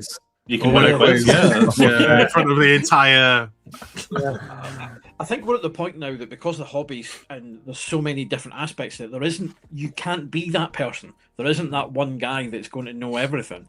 You'll know bits, but it's a case of, and even if you were that type of person, you're not likely to be at that event because you're not. That's not what the event's about. It's not kind of point scoring or showing everything about everything. It's just you're there because you like the hobby or some aspect of it, or let's say you enjoy it because your partner enjoys it, so you're coming. As you say, the wives and partners for you guys circles, like, yeah, they don't have extensive Transformers collections. They're there because they like the event. The vibe is good. It's fun. We have, I say, Sam's mum used to come to the event because he was not of legal age to go on his own. She's enjoyed it so much, she's part of the committee running it. Transformers don't interest her in any way, shape, or form. Pete and Andy get to sit there, play Transformers, get some beers in, and me and the girls get to go to Cocktail Club, which I love. At Manchester, Paul and our wives and girlfriends are all big fans of cocktails, so they set up their own cocktail club. I'm basically Pete Swag. I mean, do you want to... Go on, sorry, Andy. Sorry, I was just going to say, you didn't need much convincing, to be honest, Paul. Much like the shots. So last year I've done 75 days no drinking. I'll do it, and I'm going to do it this year. I am doing it at the moment. I'm to day 9, which is brilliant, but it finishes just before TFN Manchester. So my resistance to alcohol. So I know it's last year. Like, I felt quite tipsy. I was on about my 25th pint, and I said, "Pete, I'm feeling a bit tipsy now," and it just goes straight to your head, doesn't it? From starting to feel it. Yeah. Was that after you brought over the 3rd rack of shots, or was that? When you looked past me, you were talking to me. Behind there. You were a little bit tipsy. It was amazing. It was with good friends. Cool. I think the thing you always forget about is, like, I know not everyone drinks and stuff, but like if I had a couple and I'll be around at the bar and you're talking to people, and then in the morning you get the sort of, you get the fear. Like, what did I say? Did I say I wasn't that bad, but did I say something? But you forget everyone else you were talking to is probably also in a similar situation. They were drinking too, so they're probably doing the exact same thing. It's like, I just need to calm down. I just remember you get so excited, don't you? I remember it was about 3 years ago, and Tissu was there, and he said, "Oh, would you meet Steve?" And it was a couple of people, and Steve was one of them. They said, I was just about to bed, and they said, "Oh, would you come over and just hang out with us?" I was like, "Yeah, of course I will." So I went over. They said, "Also, we've got a bottle of Sambuca." I was like, "Yay!" And that was it. 3 a.m. Just destroy the night. But it's all those little stories which make the hangovers worthwhile. Definitely. And I look forward to healing my liver for the next 75 days so it can build up and knock out a couple of conventions. Pete, final thoughts from yourself, and then we'll go and watch Traitors. What for me? Sorry, did you say? Well, you're Pete. Yeah. I'm sorry.